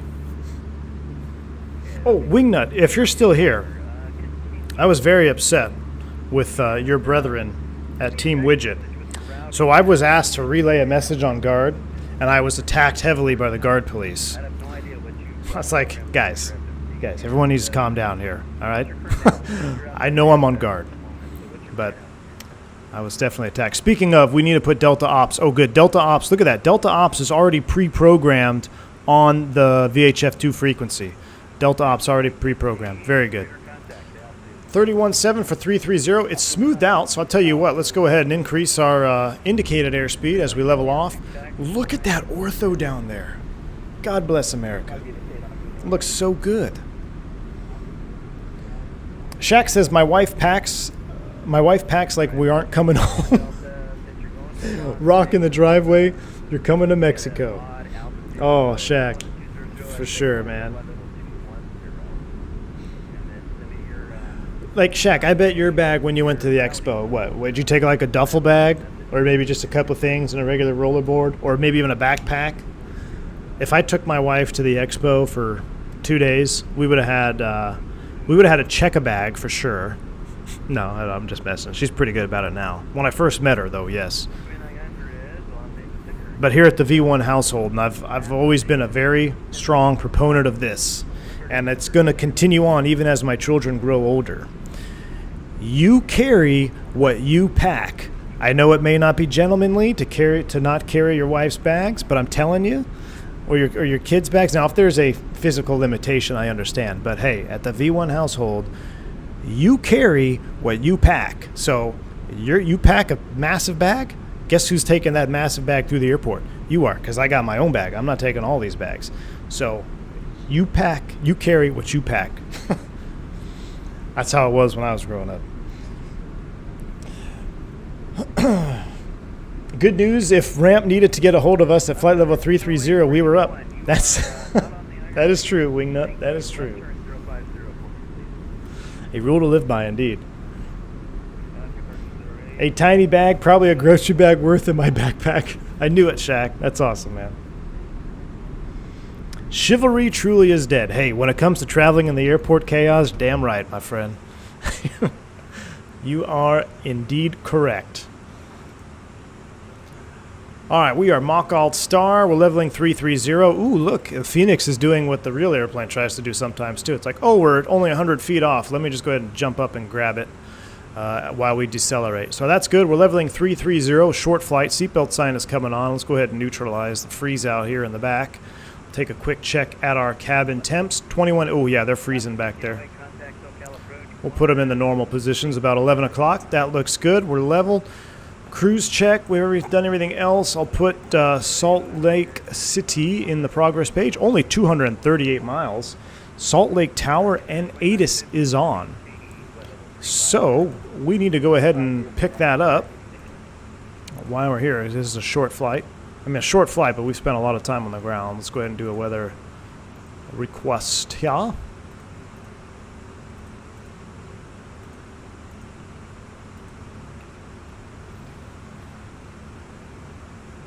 See, growing up, I was taught that God put men on earth for one reason, to carry things for women. Stephen, hey, I don't necessarily disagree with you, but like all rules, there is an exception to the rule, and that exception is the airport.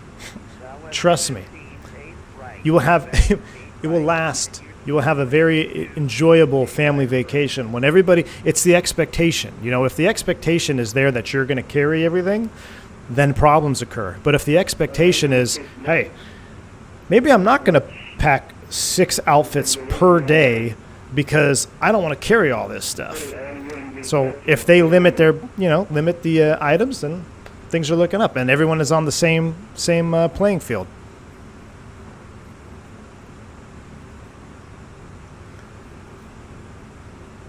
I haven't checked bags in forever. I only pack what will fit in the roller bag. Kelly Simmer, very good. Very good. I don't remember the last time I checked a bag either. I think it's been a while. Even when, so the last trip that I went on, was crazy. The last real vacation was our honeymoon.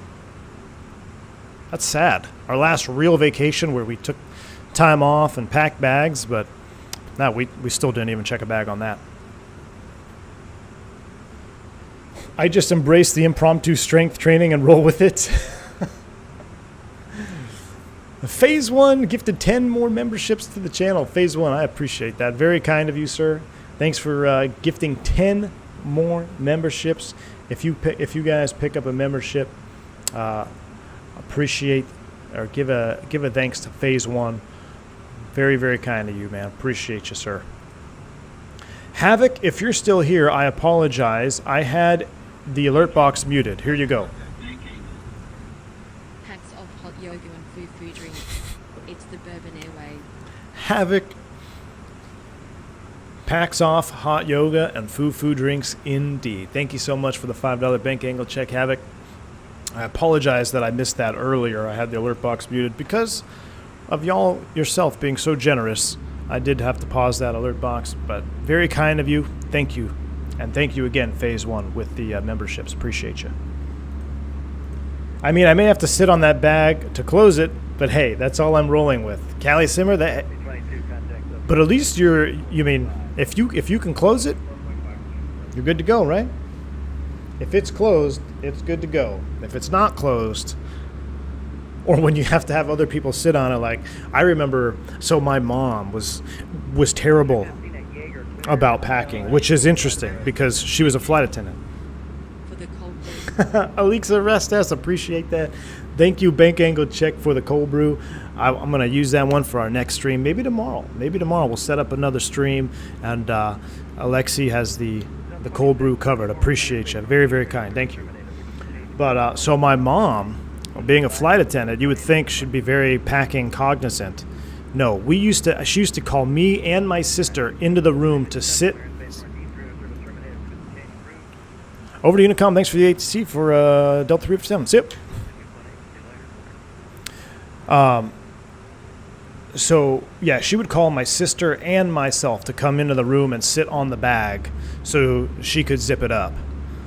And it was, and even then, we would, so that was the technique number 1, was to have her children sit on the bag so she could pack it up. And this is only for, say we're going 2 weeks to California or something like that. I mean, that's how much she would pack.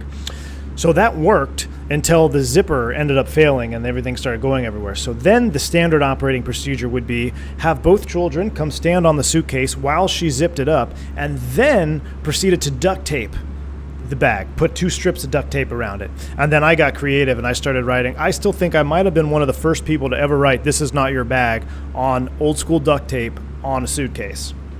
because you can buy bag tags and everything with that.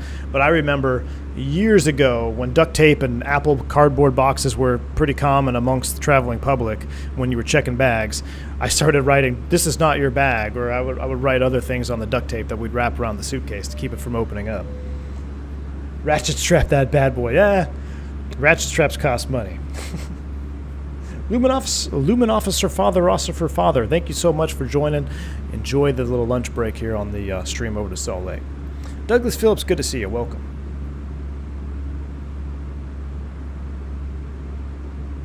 Oh, I just saw that message up there. Pop breakers. Speaking of, can I pop the one that just popped on me the other day? Let's see.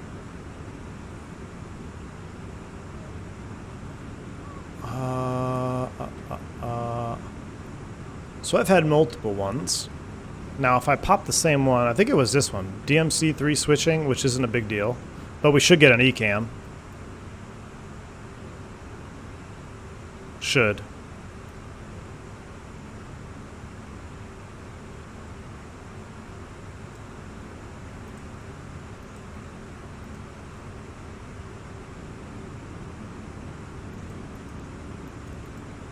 Can I not pop it?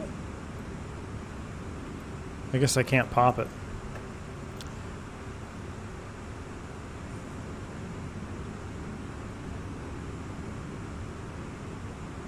Where's the other power source one? I had a power... I think I had this. I can't pull that one.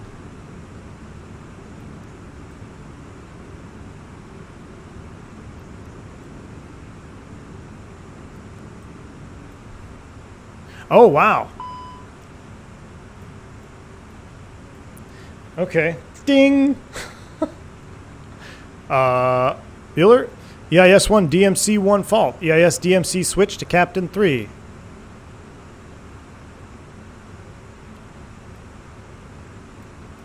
Interesting. Clear IS-1. Clear IS-1. DMC-1 inop. Clear. Notify maintenance, so we're going to need them on the ground. Problem solved. Ding! There it is. Circuit breaker tripped on overhead panel. Then you come up here. That's one that doesn't have an associated ECAM. We would check it. Okay, clear circuit breaker. Clear circuit breaker. All right, so I've got two breakers popped. That's kind of eerie how they both popped at that. They want one, and then you got the ECAM. So if I were to tell you that that just happened in flight, in cruise, you just had two breakers pop on the overhead. One of them is a power supply breaker that popped. What makes circuit breakers pop? Heat, right? That trips them offline.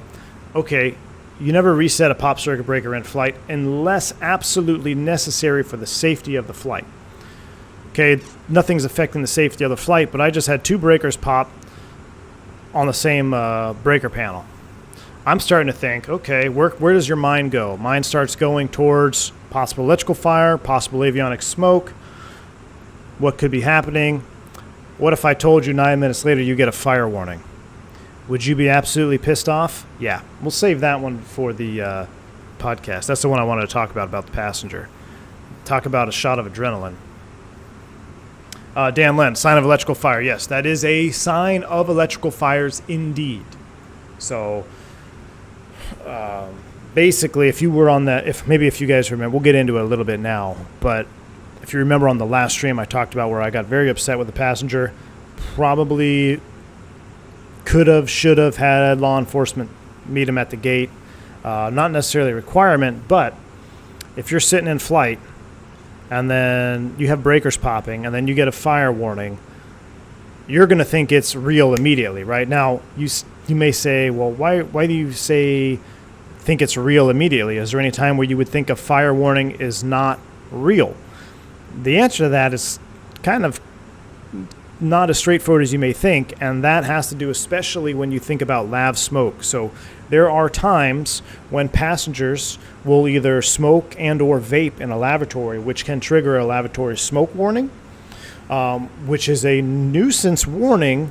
Maybe nuisance warning isn't the right word, but it's an actual warning, but there is no fire in the lavatory, hopefully, but it can set it off. So that's a possibility. Also, if you have a fire loop failure, followed by a subsequent fire loop failure, it will be treated as a fire warning, even though you may not have a fire. Now, that is extremely rare, but it is a possibility. So just because a fire warning goes off, you have to do what every pilot is trained to do, and that is to really assess the situation, assess that warning that you're getting, and validate the warning that you're seeing on your instruments. So I'll leave it at that. If we get into the podcast, I'll get into some detail about what happened. But yeah, for some reason, I have been in 2 of which were the same airplane. So 3 flights in the last 2 weeks, I've had circuit breakers trip. I've never had a circuit breaker trip in my 121 airline career up until this month. So just to show you what kind of a rarity that is, and then to have 3 in the same month, it's just kind of like, what is going on? Maybe things happen in 3s, you know? So anyway, no harm, no foul. Nobody's injured. Nobody's hurt. Airplane's fine. I still have a job. So that's always good. But you look at the statistics on that. I mean, I've been in 121 operations for over 10 years. And to have 3 circuit breakers on 2 different airplanes pop, pretty interesting statistics on that. Podcast, you say? Water, good to see you. If you want to be like, oh, let me just pull this breaker here. Let's just pull them all and see what happens. Hey, I pulled it. Well, you're on Unicom. Can't declare an emergency. Oh, my God, AJ. Yeah, you remind me of that. That was classic. Yeah, it's classic. Reminds me of Air Canada 797 pop breakers and then on fire. Breakers were from the flush motor in the LAV. Yeah. Jeremy, that one, and then the Swiss MD-11 fire. That one is the most... I mean, if you really read into what happened on that Swissair, was it not Swiss 01, as a YouTube creator, that Swissair flight that crashed just off Halifax, I mean, the hair will stand up on the back of your neck when you go over the CVR and if you dig into that incident. Basically, there was a fire that started from the in-flight entertainment system, and the filtration system was helping hide the effect of the smoke. So the way I understood is when they shut off cabin fans or shut off some recirc fans, the cockpit just started billowing with smoke. Now, they had an opportunity to land. This is just a short recap. They had an opportunity to land. They were overweight. They were concerned with their weight. So they proceeded to do a fuel dump procedure to reduce their gross weight for landing. Swissair 111, there you go. But what's just crazy about that is I was told from someone who works at the FAA and was involved in some of the investigations on that incident, who's no longer with us, which is sad. But the overhead panel got so hot that the first officer had melted pieces of overhead panel, like through his shirt, through his skin. Pretty harrowing stuff. So fires are a definite number 1 concern on board an airplane. Ever flown a 380? No, I have not. I'm going to need that podcast for my birthday. Planes might be dated and were manufactured the same year. It could be, Bryce. Could be. Don't set up the camshaft and cook some burgers in the lab. It's Steven, the portable one. Yeah, portable camshaft. Bring it in the lab.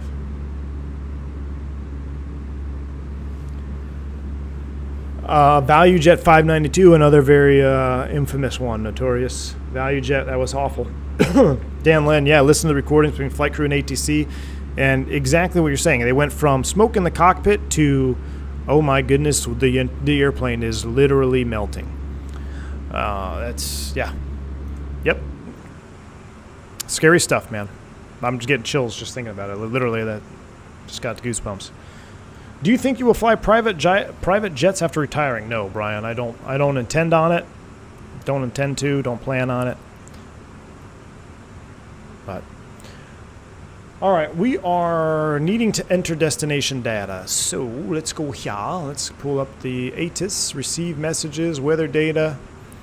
What do we have? Variable at 3, 10 miles, pretty mild down there in Salt Lake. Now, before I put all this in the box, let's see what the airport is landing. Salt Lake, ATIS, information, X-ray. They're landing north, 34 left, 34 right. Beautiful. Uh-oh. Why is my wife in the chat already?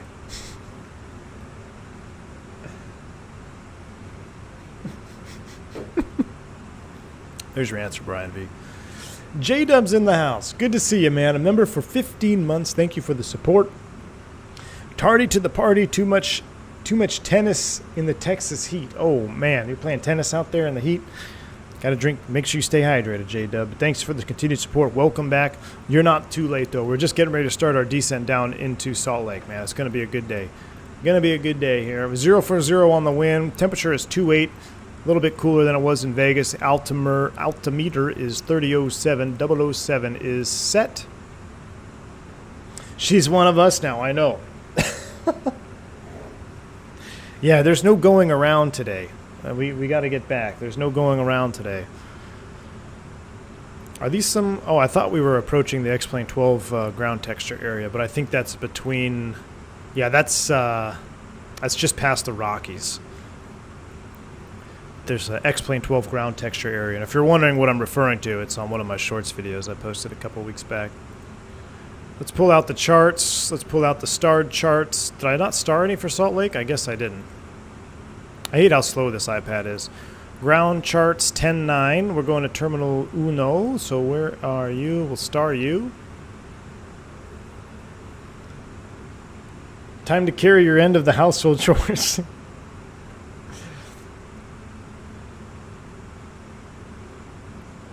RC Flyer says, on my Fenix 320 circuit breaker panel behind the FO's jump seat, there is always a row of circuit breakers popped on cold and dark. They're located behind the jump seater's head. Let me take a look at those. I think I know exactly where you're talking about, but let me pull up the arrival here real quick. What are we on? The Queen. Quen 5 arrival, bottoms out at clamp, which is 11,000 feet. And the approach we're flying is the ILS to 34 left. So we're going to go here. If Fenix is listening, I hope on their V2 EFB, we just label these ground charts, SIDS, stars, approaches. I figured out that's what throws me off on this EFB, is I want to SID star, whatever, you know, SID stars and ground charts is fine, or ref. Arrival and approach are sometimes confusing. 3-4 left, hopefully, right? 3-4 left. There it is. ILS or localizer, 3-4 left approach. That is set. All right. Let's take a look at these circuit breakers.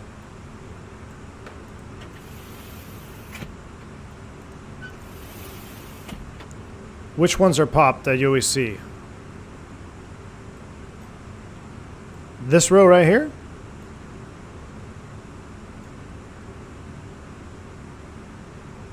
What are your end of the household chores?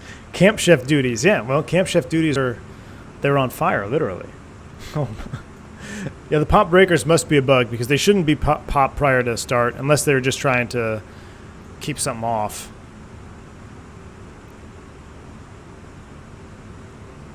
Yeah, everything else looks normal here. Up by the headrest. These up here, the engine FADEX? Maybe they had the FADEX off? I don't know. It would definitely... Oh, right here. I see. Engine oil pressure. Interesting. Okay, well, they're in now. Ironically enough, these are not monitored. They're not green, so you wouldn't even know that they were popped unless you visually inspected them. Engine 1 oil pressure and reverser channel. Engine 2 oil pressure and reverser channel. A and B. Interesting. Obviously it has something to do with the reverser. And there's 2 channels. Engine 2, Engine 1. Yeah, I wish I had a better answer for you, but it's probably most definitely just a bug. All right, we're going to set 11,000 feet here, and I'm going to put in the minimums, and we need to look at that star, look at the arrival speed. So the minimum is 4429. 4429, we'll put that here at high density altitude. And if I go back to the starred star on the Quen 5, we are not speed, no speed restriction. So no speed restriction, but what I'm going to do, since we're 99, I'm not going to do 340. Let's just do 320 on the descent. Slow it back just a little bit. There's our decel. 11 is set. We'll go Mach descent. And thrust idle, descent, we'll put the TCAS into below mode right there. And we're starting down. Engines are scrolling back, and we're getting ready for our approach. You wouldn't have any reversers and oil pressure. Well, I don't know. I think it's just the chain. I don't know if you that would inhibit the reverser though, Chaos, because you would think that would be a monitored breaker. Laura says, I'll let you all continue the flight without the peanut gallery over here. Enjoy it. Love you. Make smart choices. No go-arounds. Thank you. Pressure's on. I'll do my best, Lo. I did get a banana cold foam cold brew. Banana mocha cold foam cold brew. It's delicious. It's basically a Nutella crepe cold brew coffee. It's awesome. I hope you're jealous. Also, brake temp detection unit breaker on road down. All right, RC. Yeah, I've never noticed that before, but that's a good job on you because you've obviously, that's the first thing you do when you get to the airplane is check your breakers. These are kind of hard to see. The ones in the real airplane, when they pop out, they're much more visible. See how that collar would be maybe a little bit wider. If you watch my last shorts video, I showed you a pop breaker. I took a video of the breaker because I wanted to show maintenance what the... why are we so high on path already? Why are we 250 managed speed? We don't need to be 250. Let's go ahead and scroll it up. 300. That'll help catch up to it. I set those breakers on Fenix every flight. Okay, Douglas Phillips. Yeah, so I've never once pushed those in. Fenix seemed to work just fine. So it's obviously just a graphical bug. Big no floaties from Laura. That's right, Aaron. Yeah, we'll stick it for sure. No go-arounds. That does bring up a topic of high density altitude. We are going to be close to our max landing weight. We're 142.8.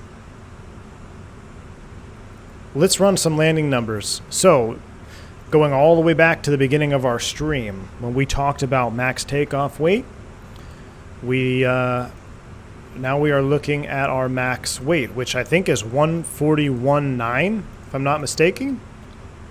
And medium we'll just do low, idle, no reversed, auto thrust, and runway 34 left. We have plenty of runway. Now I'm curious, will this tell me I'm overweight if I did 142?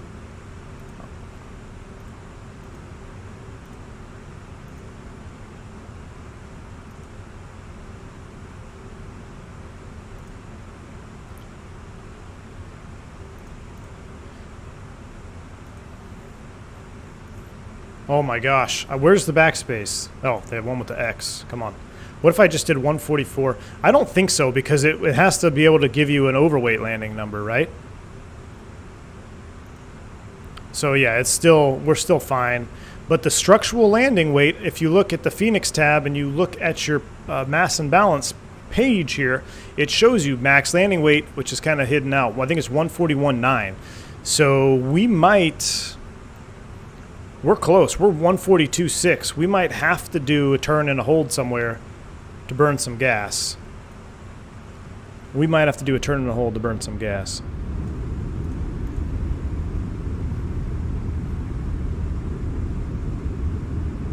Here come the VNAV bugs. Dang work, way too late. Are you taking the sock? What do you mean I'm taking the sock? Good news, V1, don't forget to activate Double Star Day. Double Star Day?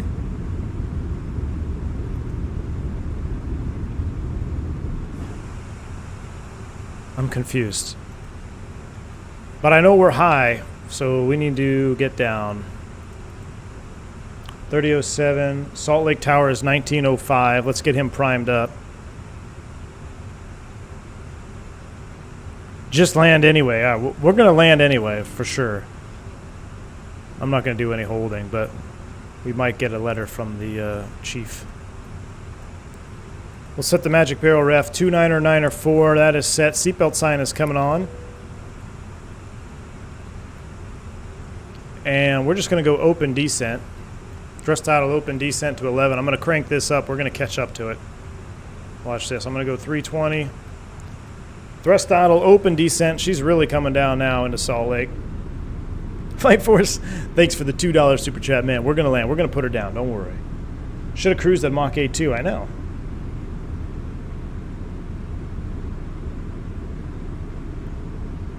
Oh, it's a Starbucks thing. Ah, see? I didn't go to Starbucks, man. The Foxtail coffee. Foxtail is where it's at. Brett, sometimes we make it, sometimes we don't. The spoilers are out. We have maximum speed brake deflection with autopilot on, which is about half. Now I'm closing in, or I pass somebody, or we're about to hit somebody. Speed alt star, I'm going to go right back to 250 knots.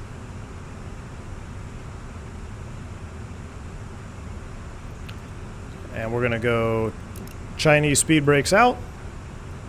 Help slow us down as well. Flight attendants prepare for landing.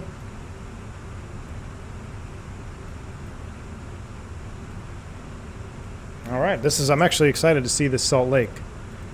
I haven't flown in here yet, but we do have the new Salt Lake City release, which is awesome because there are so many good destinations that you can fly out of with Salt Lake now. Definitely a welcomed add-on scenery.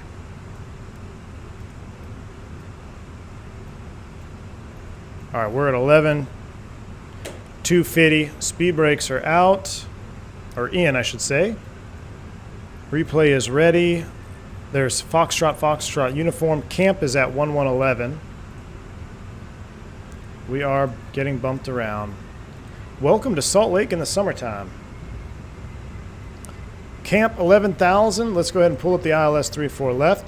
So what we're going to do today, and I'm going to emphasize this now as we fly the Fenix more and more until V2 comes out, I am going to highly emphasize that you guys should be getting used to, if you can, start using manual thrust, because you will see here that the auto thrust logic now on the Fenix is a little bit lacking, especially in gusty wind conditions. So the final approach fix altitude is 6,100 feet.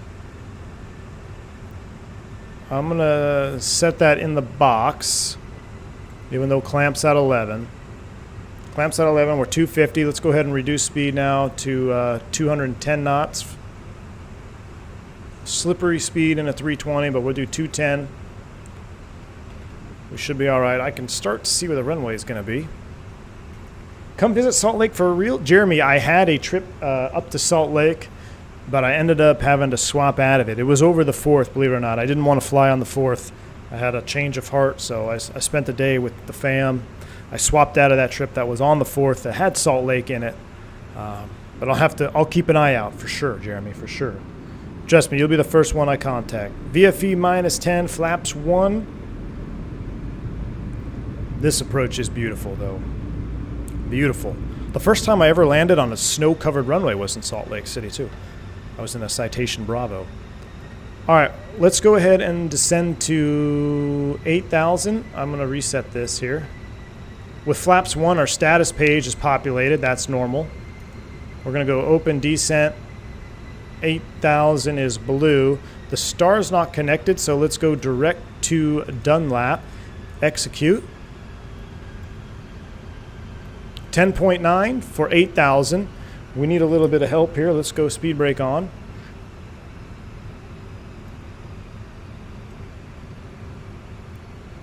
And let's switch to tower because he is online. So 1905 is up.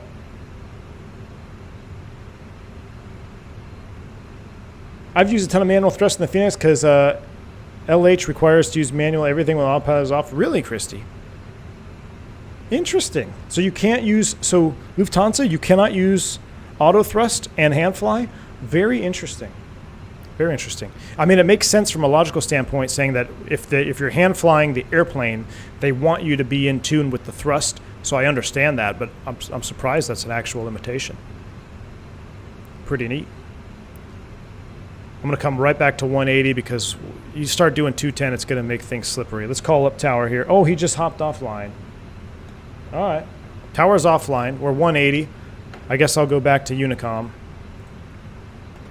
Salt Lake City traffic. Delta 357 out of 8.9 for 8,000 on a 19-mile, about a 15-mile final for 3-4 left, Salt Lake. VFE next minus 10, flaps 2. Speed brake is still out because we're still trying to get down. Let's go ahead and arm it up. We should capture. Come on, get the double star, just like AJ wanted. Glide slope star, low star. Speed brakes are stowed. We're 8,000. Clear status, clear status. No ATC. We'll get the rest of our lights on. Things are happening quick in Salt Lake. They always do. It doesn't matter how many times you get here. You fly in here. At least for me, I feel like things always happen fast in Salt Lake. 4,500 feet field elevation, add 2 to that. That's 6,500 feet is when we're going to go manage speed and gear down. Speaking of managed speed, we are activated and confirmed. We have a VAP of 139 knots. Our gross weight is 142.4. We're over max. So who's going to answer the Focal call when we get a call saying, hey, did you remember that flight? You flew Delta 357 Vegas to Salt Lake? Yeah, I do. He's like, okay, Captain, do you know why you landed overweight? Because AJ Funari told me to. So be ready to answer the Focal call. I didn't get any RAs yet, Flame. Are you behind me? I do see traffic behind me on the TCAS. I tell you what, we could sidestep, but Delta's on this side.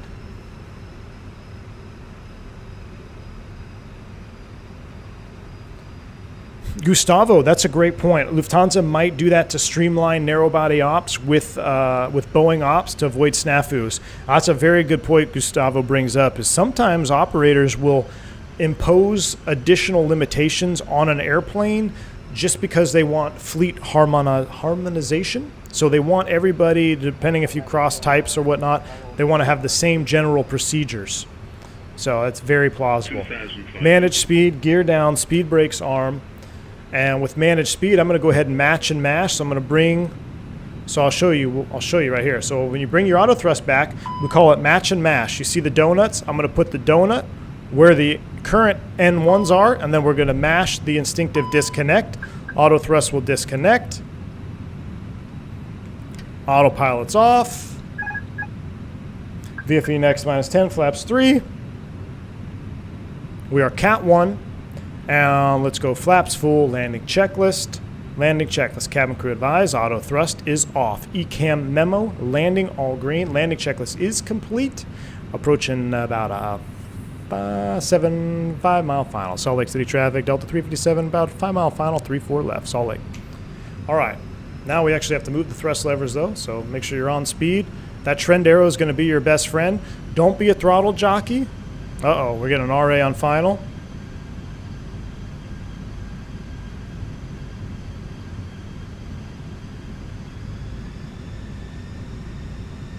He's 200 feet above us.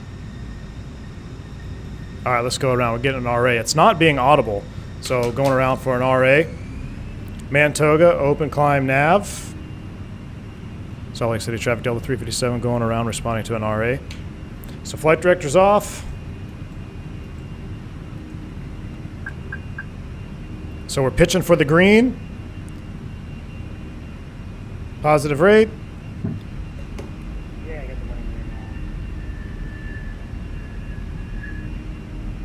We're clear of conflict.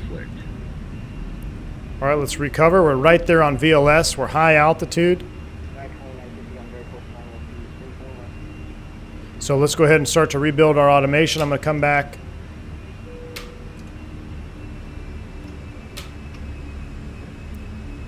Let's go flaps 1, speed checks, flaps 1. We got 214 bug, that's fine. Now let's go ahead and rebuild from the outside in. Let's go flight director 1, flight director 2. We're climbing 8,000. We're thrust climb, open climb heading. Autopilot 1, 7.3, leveling 8,000. Circuit breaker tripped on overhead panel. That's associated. Clear CB, clear CB. We can disarm the speed brakes. If we manage nav, we're on the, there we go. So now we're managed nav for the go around. 7.5, leveling 8,000. Salt Lake City traffic, Delta 357 overhead of field 8,000 on the published miss 34 left. We'll try it again. Yeah, there's two parallel. Look at everybody landing on 34 left. Crazy. That's all right. We needed to lower our weight anyway. We're speed alt star, S speed, flap 0 after takeoff checklist. I'm going to go ahead and select 250 knots just so we can speed up a little bit more. If I had mini FCU or mini EFIS, would have had that 250 earlier. All right, let's try it again. We're in the published mist. Well, if you wanted to see Salt Lake in a go-around, you get to see the scenery. I'm going to stop that recording. Should we save it for a go-around? Nah, we're not going to save that one.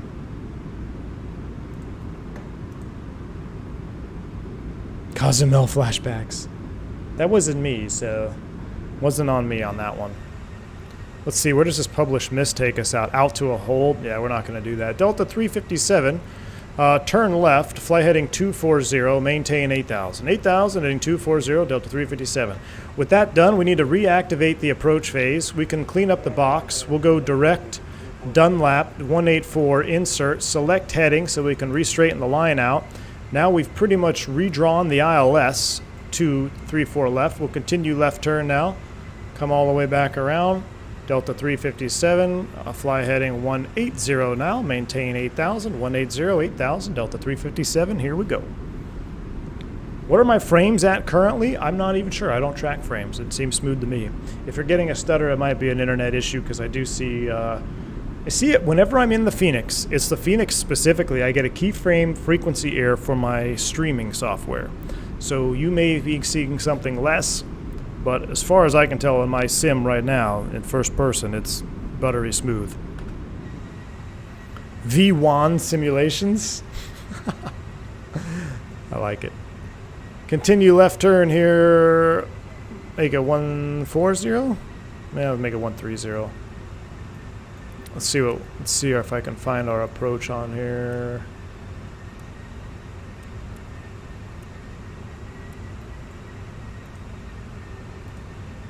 Oh, it already cycled the box again. Okay, so we've got an issue.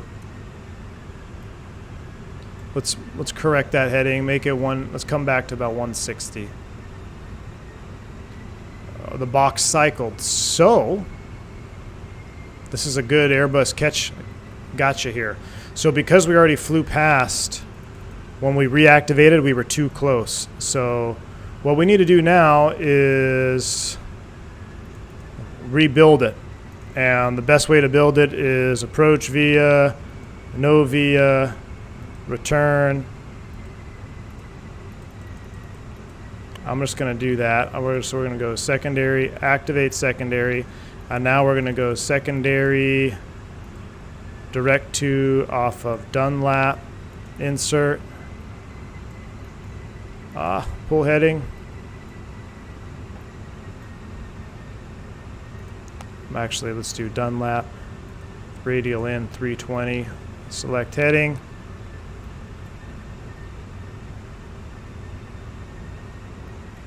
We'll slow down to 210 knots again.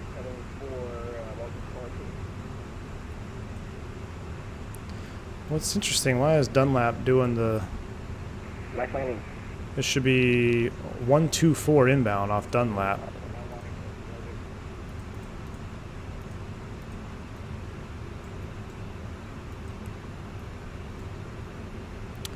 Okay, that's fine. We'll go to flag. VFE next -10, flaps 1. Clear status. We need to re-enter the destination data. 290904.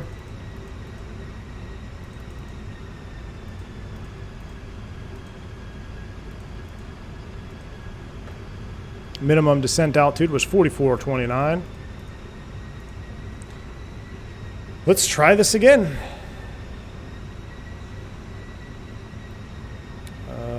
We need to come right. A little bit tight, 165-ish.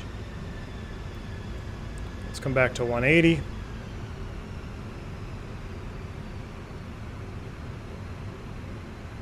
J-Dub with the $20 super chat. J-Dub, appreciate you, man. No message with it, but I appreciate the support, J-Dub. Thank you for tuning in and hanging out with us today on this fine Wednesday afternoon, man. Appreciate you. Chaos says, I love these latest streams getting more landings than we bargained for. I know. What's up with that? What is up with that? All right, we are flaps to 180. And we'll make the turn just outside of Dunlap. Because the terrain is getting larger. We have a company message too. What's that all about? Oh, we got a load sheet. Cool. About a couple hours too late on that one. It's for gas.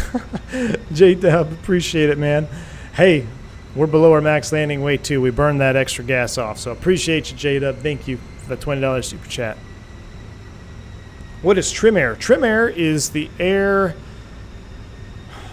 that is used to regulate the hot air. Oh no, to regulate the cold air. I think. Yeah, I think unless I got that backwards. Basically, it helps mix the air via the mixing unit. So you got the trim air valves and they go into the mixing unit. All right, let's go ahead and make this turn. We might overshoot, but that's all right. Let's turn left. Man, mini FCU cannot come fast enough.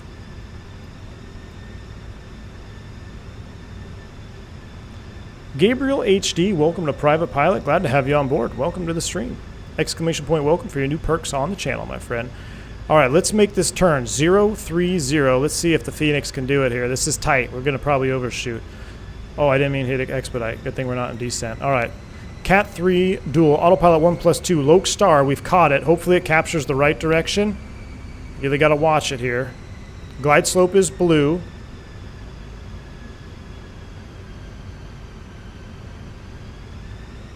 So it's in the Airbus Smart Capture function right now. So it has starred on the localizer, but this is sketchy. I never like seeing this in real life.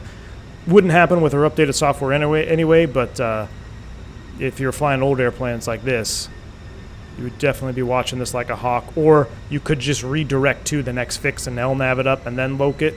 You never like seeing this on the airplane. But it looks like it's doing a fine job. It should be picking up that loc here. There it is. Localizer alive. All right, localizer is alive. We're Cat 3 dual. Glide slope is still armed in blue. We are looking up. We're on final now. Salt Lake City traffic, Delta 357, turning final about 18 miles for 34 left, Salt Lake. JP dropping 10 more memberships to the channel. Appreciate you, JP. Very kind. Thank you for the support. I'll mute that alert box one more time here. Very kind. If you pick up a membership from JP, let him know you're appreciative of that. That is awesome. Thank you, sir. Thank you, thank you. Get ready for the Frontier lawsuit as the greenest out there. That's funny, man. Thanks, Robinson. Maybe we should do Frontier next. All right, Robinson, we're doing a Frontier stream next. Frontier 320 with a diversion included. So be ready for that one. We're going to do Vegas to Chicago, Frontier 320, maximum structural weight, but then we're going to divert in flight. So be tuning in for that one, courtesy of all the gifted memberships today, guys. Thank you so much. Dan Lynn also dropping in on that train with 5 more gifted subs. Dan Lynn, I can't thank you enough, man. Appreciate the kind support. You guys are awesome. Thank you. I see what you're doing, though. This is Distraction Chat 101 here, isn't it? You guys want me to go around again. I'm not falling for it. I'm going to leave that alert box muted, Dan.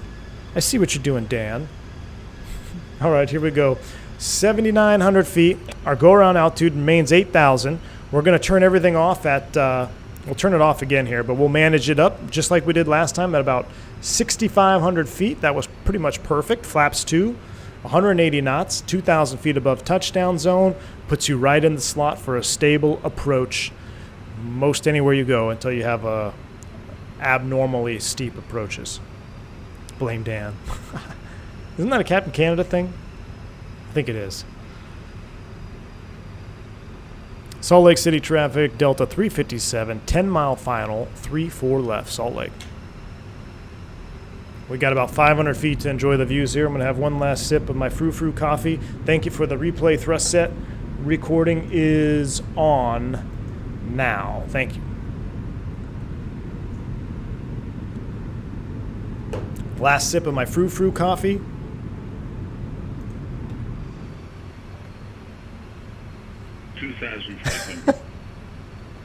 Dan Land gifting 5 more subs. I'm done. I'm minimizing the chat box, Dan.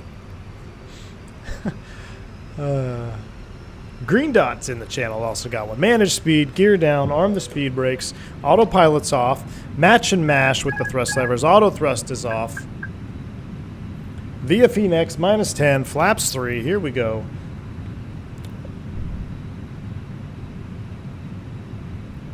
I am lying, Chaos. You think I would leave you guys unsupervised? Come on now. Via Fenix, -10, flaps full, landing checklist. Landing checklist, cabin crew advised, auto thrust is off, ECAM memo, landing all green. Landing checklist is complete. Approaching flag on slope. Runway in sight, landing. Thanks, all jokes aside. Thanks again, Dan. Thank you, JP and J-Dub and everybody who's donated. I appreciate y'all very, very much. Thank you. Oh, speed there, cowboy.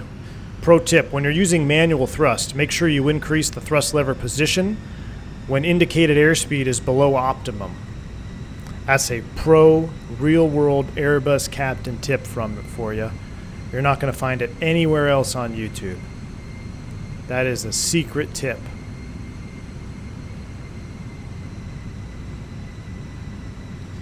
A little bit of a crosswind, contemplating doing low brakes here, but nah, we'll be all right.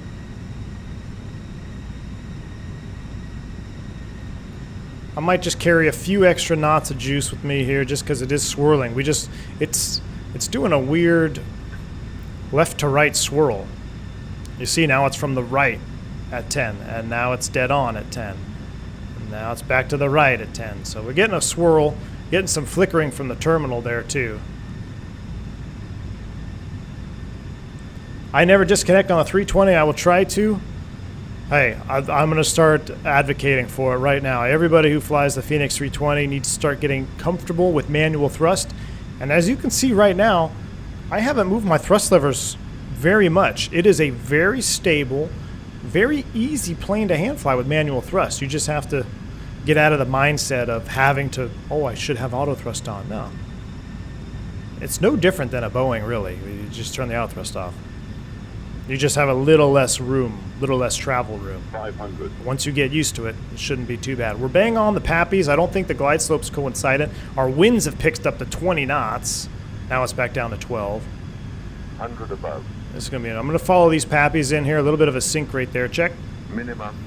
You can see that glide slope is definitely not coincident with the pappies. Now we've got almost a direct left crosswind. This is spicy. Glide slope's going to run away. I'm going to just let it run away because I'm on the pappy now. 100. 2 whites, 2 reds. 50. Right over the numbers 40, on 50. 30. 20. Retard. 10. 5. A little bit of a floater, but whoa there, wind. Let's try to get that sound. Wow, that wind is blowing the airplane around. I know you can't see my rudder inputs, but I'm really working to try to keep the center line here. 70 knots idle reverse. We'll take the high speed, smoke the brakes because I'm going to the hotel. We're going to leave it for Wingnut. He's going to take over this airplane, so he'll have to hold short of the runway for takeoff.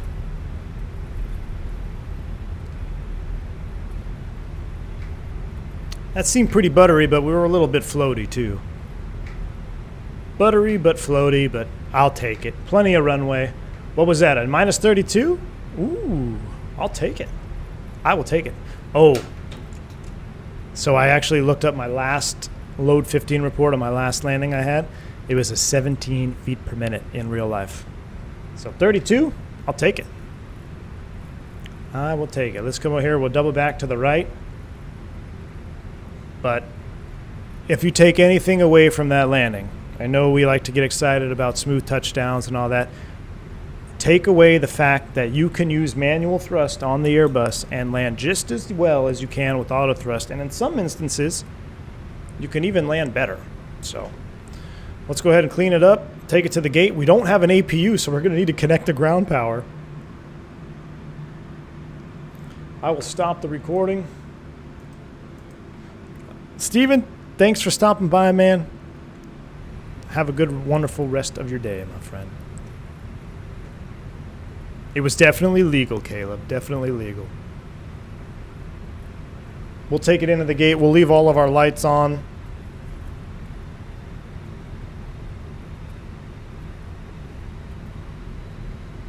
Let's hope the ground personnel is trained well. How are our brakes doing?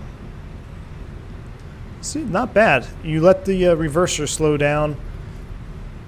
So in real life, too, what I do, especially when it's hot and you're heavy, not super hot here in Salt Lake, but we're at 4,400 feet field elevation. I will, after touchdown, full reverse, I won't touch the brakes until about 100 knots or below 100 knots. Let's make the left here. I might tap them just initially on touchdown to make sure I do have brake pressure, and I will have brakes, normal braking. But once I feel that immediate deceleration with the little brake pedal tap, I'm off the brakes. I let the reverser slow the airplane down, get it below 100 knots, and then make one nice, steady, smooth application of the brakes, and that will keep the brake temperatures down significantly when you're in high temp environments. What a scenic flight. That was nice. Nice landing. Thank you, RC Flyer. It was very scenic. We didn't do the route that I love, unfortunately, but if you guys want to, I think it's probably top 3 most scenic United States routes is if you fly from Salt Lake City to Los Angeles or San Diego, or reverse that. LA, SoCal to Salt Lake, you will fly over some of the best terrain the sim has to offer, some of the best orthos. It's just such a beautiful flight. So if you're looking for some good routes with scenery, check that out. We only did half of it because if you went from Salt Lake past Vegas, yeah, you go over more mountains as you descend into SoCal. It's just really awesome. One leg today, Dan. One leg today. I will try to be back tomorrow. We're going to set up a Frontier flight with a diversion plan tomorrow. So if you guys want to see that, make sure you are subscribed to the channel. This Salt Lake is looking good, though. This island sim. This is island sim, right? Make sure you're subscribed and have your notifications on. I'll try to schedule it. I don't know what time we'll schedule it for. We might have to schedule it for a little later in the day. Might be about a 3 or 4 Eastern stream, so a little bit later in the evening. But I want to do that so it's real hot in Vegas. We're going to depart Vegas. PAX-Sim, yeah. PAX-Sim. All right, we got some fellow deltoids up there. Let's take gate Bravo. What's after 6? 7, or are we going down? Down or up here? We're going to take Bravo 8. And we have the VDG-S docking system installed as well. So, oh man, that got me with the brake. Got me with the mouse turn on the brake. It screwed me up. Juice it up here.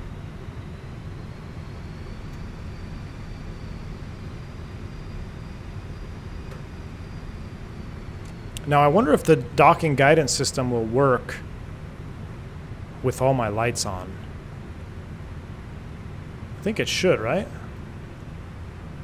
Yep, A320. So I'm going to go in unrealistic zoom mode because in real life I can see these docking guidance systems much easier from my normal pilot seat view, but I want to test the accuracy of it here. So I'm going to I'll zoom out as I get closer, but it's kind of hard to see it when I'm in my normal seat. Slow down, yeah. I'll show you that. 8, 7, 6, 5, 4, 3, 2, 1. Erp! Oh, that was almost perfect. Erped. Brakes are set. Look at that. Let's take a look at that downstairs. How do we do? Oh, we erped it about a half a second premature. About a half a second too early on the erp. But that wasn't bad. That wasn't bad at all.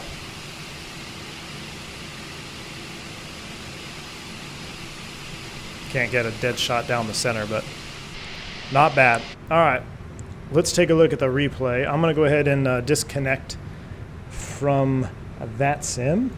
Thank you all for flying along. Chaos, you and me both, brother. You and me both. Let's throw you guys into replay mode.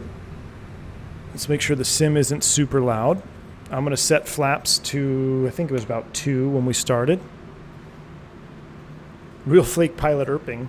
Premature erping. Gotta hate the premature erp. I hear it's a Delta thing. All right, let's start the replay. Let's see how we did here.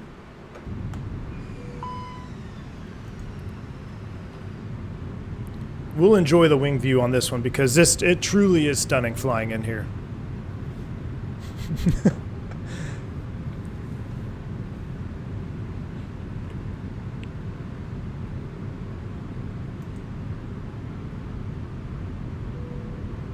Man, that is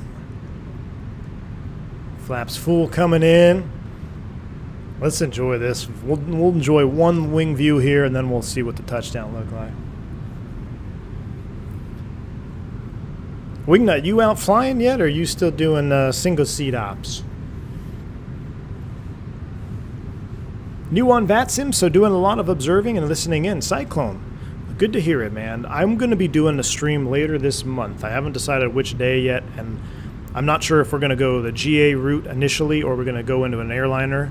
But we're going to do a VATSIM tutorial-esque stream. Not so much VATSIM. It's going to be more so of talking on the radio tutorial stream. And I might get a couple of buddies in the Discord. We might all do like some uncontrolled field ops and just talk on the radio. So for people that are new to radio communications, it might help boost your confidence a little bit, whether you're on Pilot Edge or VATSIM or whatever ATC service you like. Jeremy, glad to call this your home airport. I'll tell you what, Jeremy, Salt Lake is a beautiful airport inside and out. I do enjoy the Salt Lake terminals as well. So Salt Lake is a beautiful place indeed. You're back to the line, both jobs. Awesome, Wingnut. That's awesome, man. I tell you what, that wail on the Adoptibus, I mean, I know it's loud. I've heard it hundreds of times, as have you. But the other day, we were just sitting at the gate, and I could hear this massive wail taxiing out. I'm like, I always forget how loud it actually is until you hear it taxi out. That initial spool up is just stupid.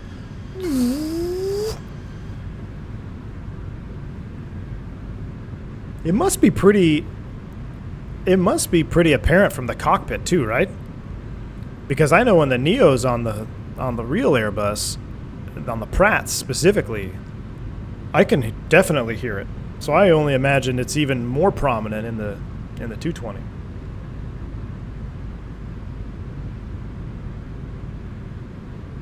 DFW spotter, good to see you.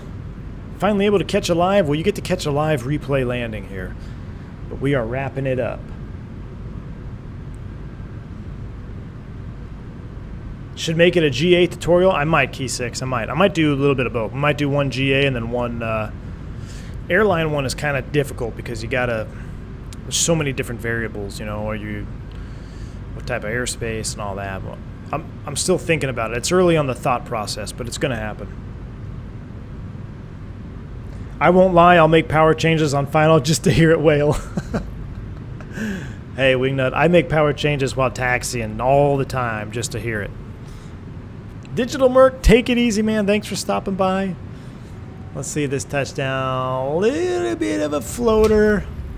Oh, but we set her down nicely. And then that wind, there was definitely a kick of wind right after touchdown. I can see it. I can see me fighting.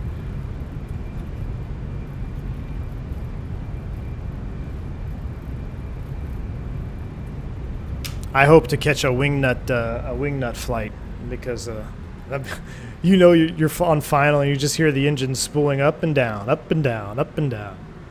I'll know who's up front. All right, let's see how this was on the actual touchdown. Let's bring it back. Let's bring the reversers out, stage those. Let's go outside view. How do we do here? Resume.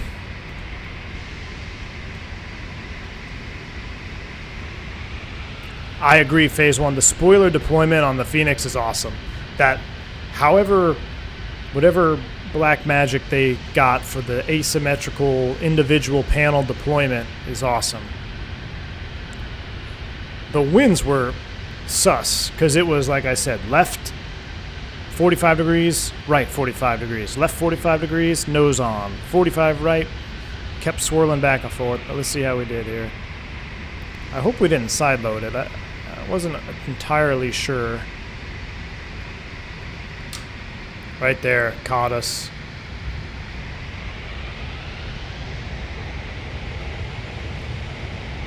Right there, caught us.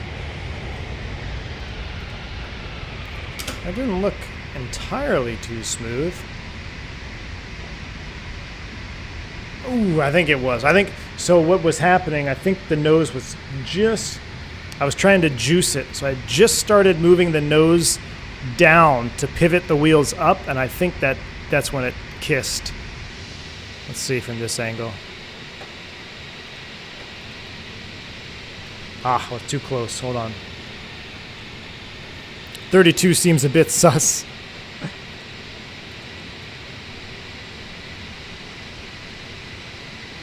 I'm trying to see the pitch, if it was just coming up. I don't know. Hey, I'm not going to argue with it, because I never argue with it when it's bad. So I'm sure as hell not going to argue with it when it's good.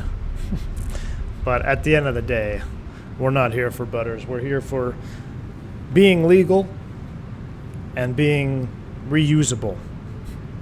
That's all you need to worry about.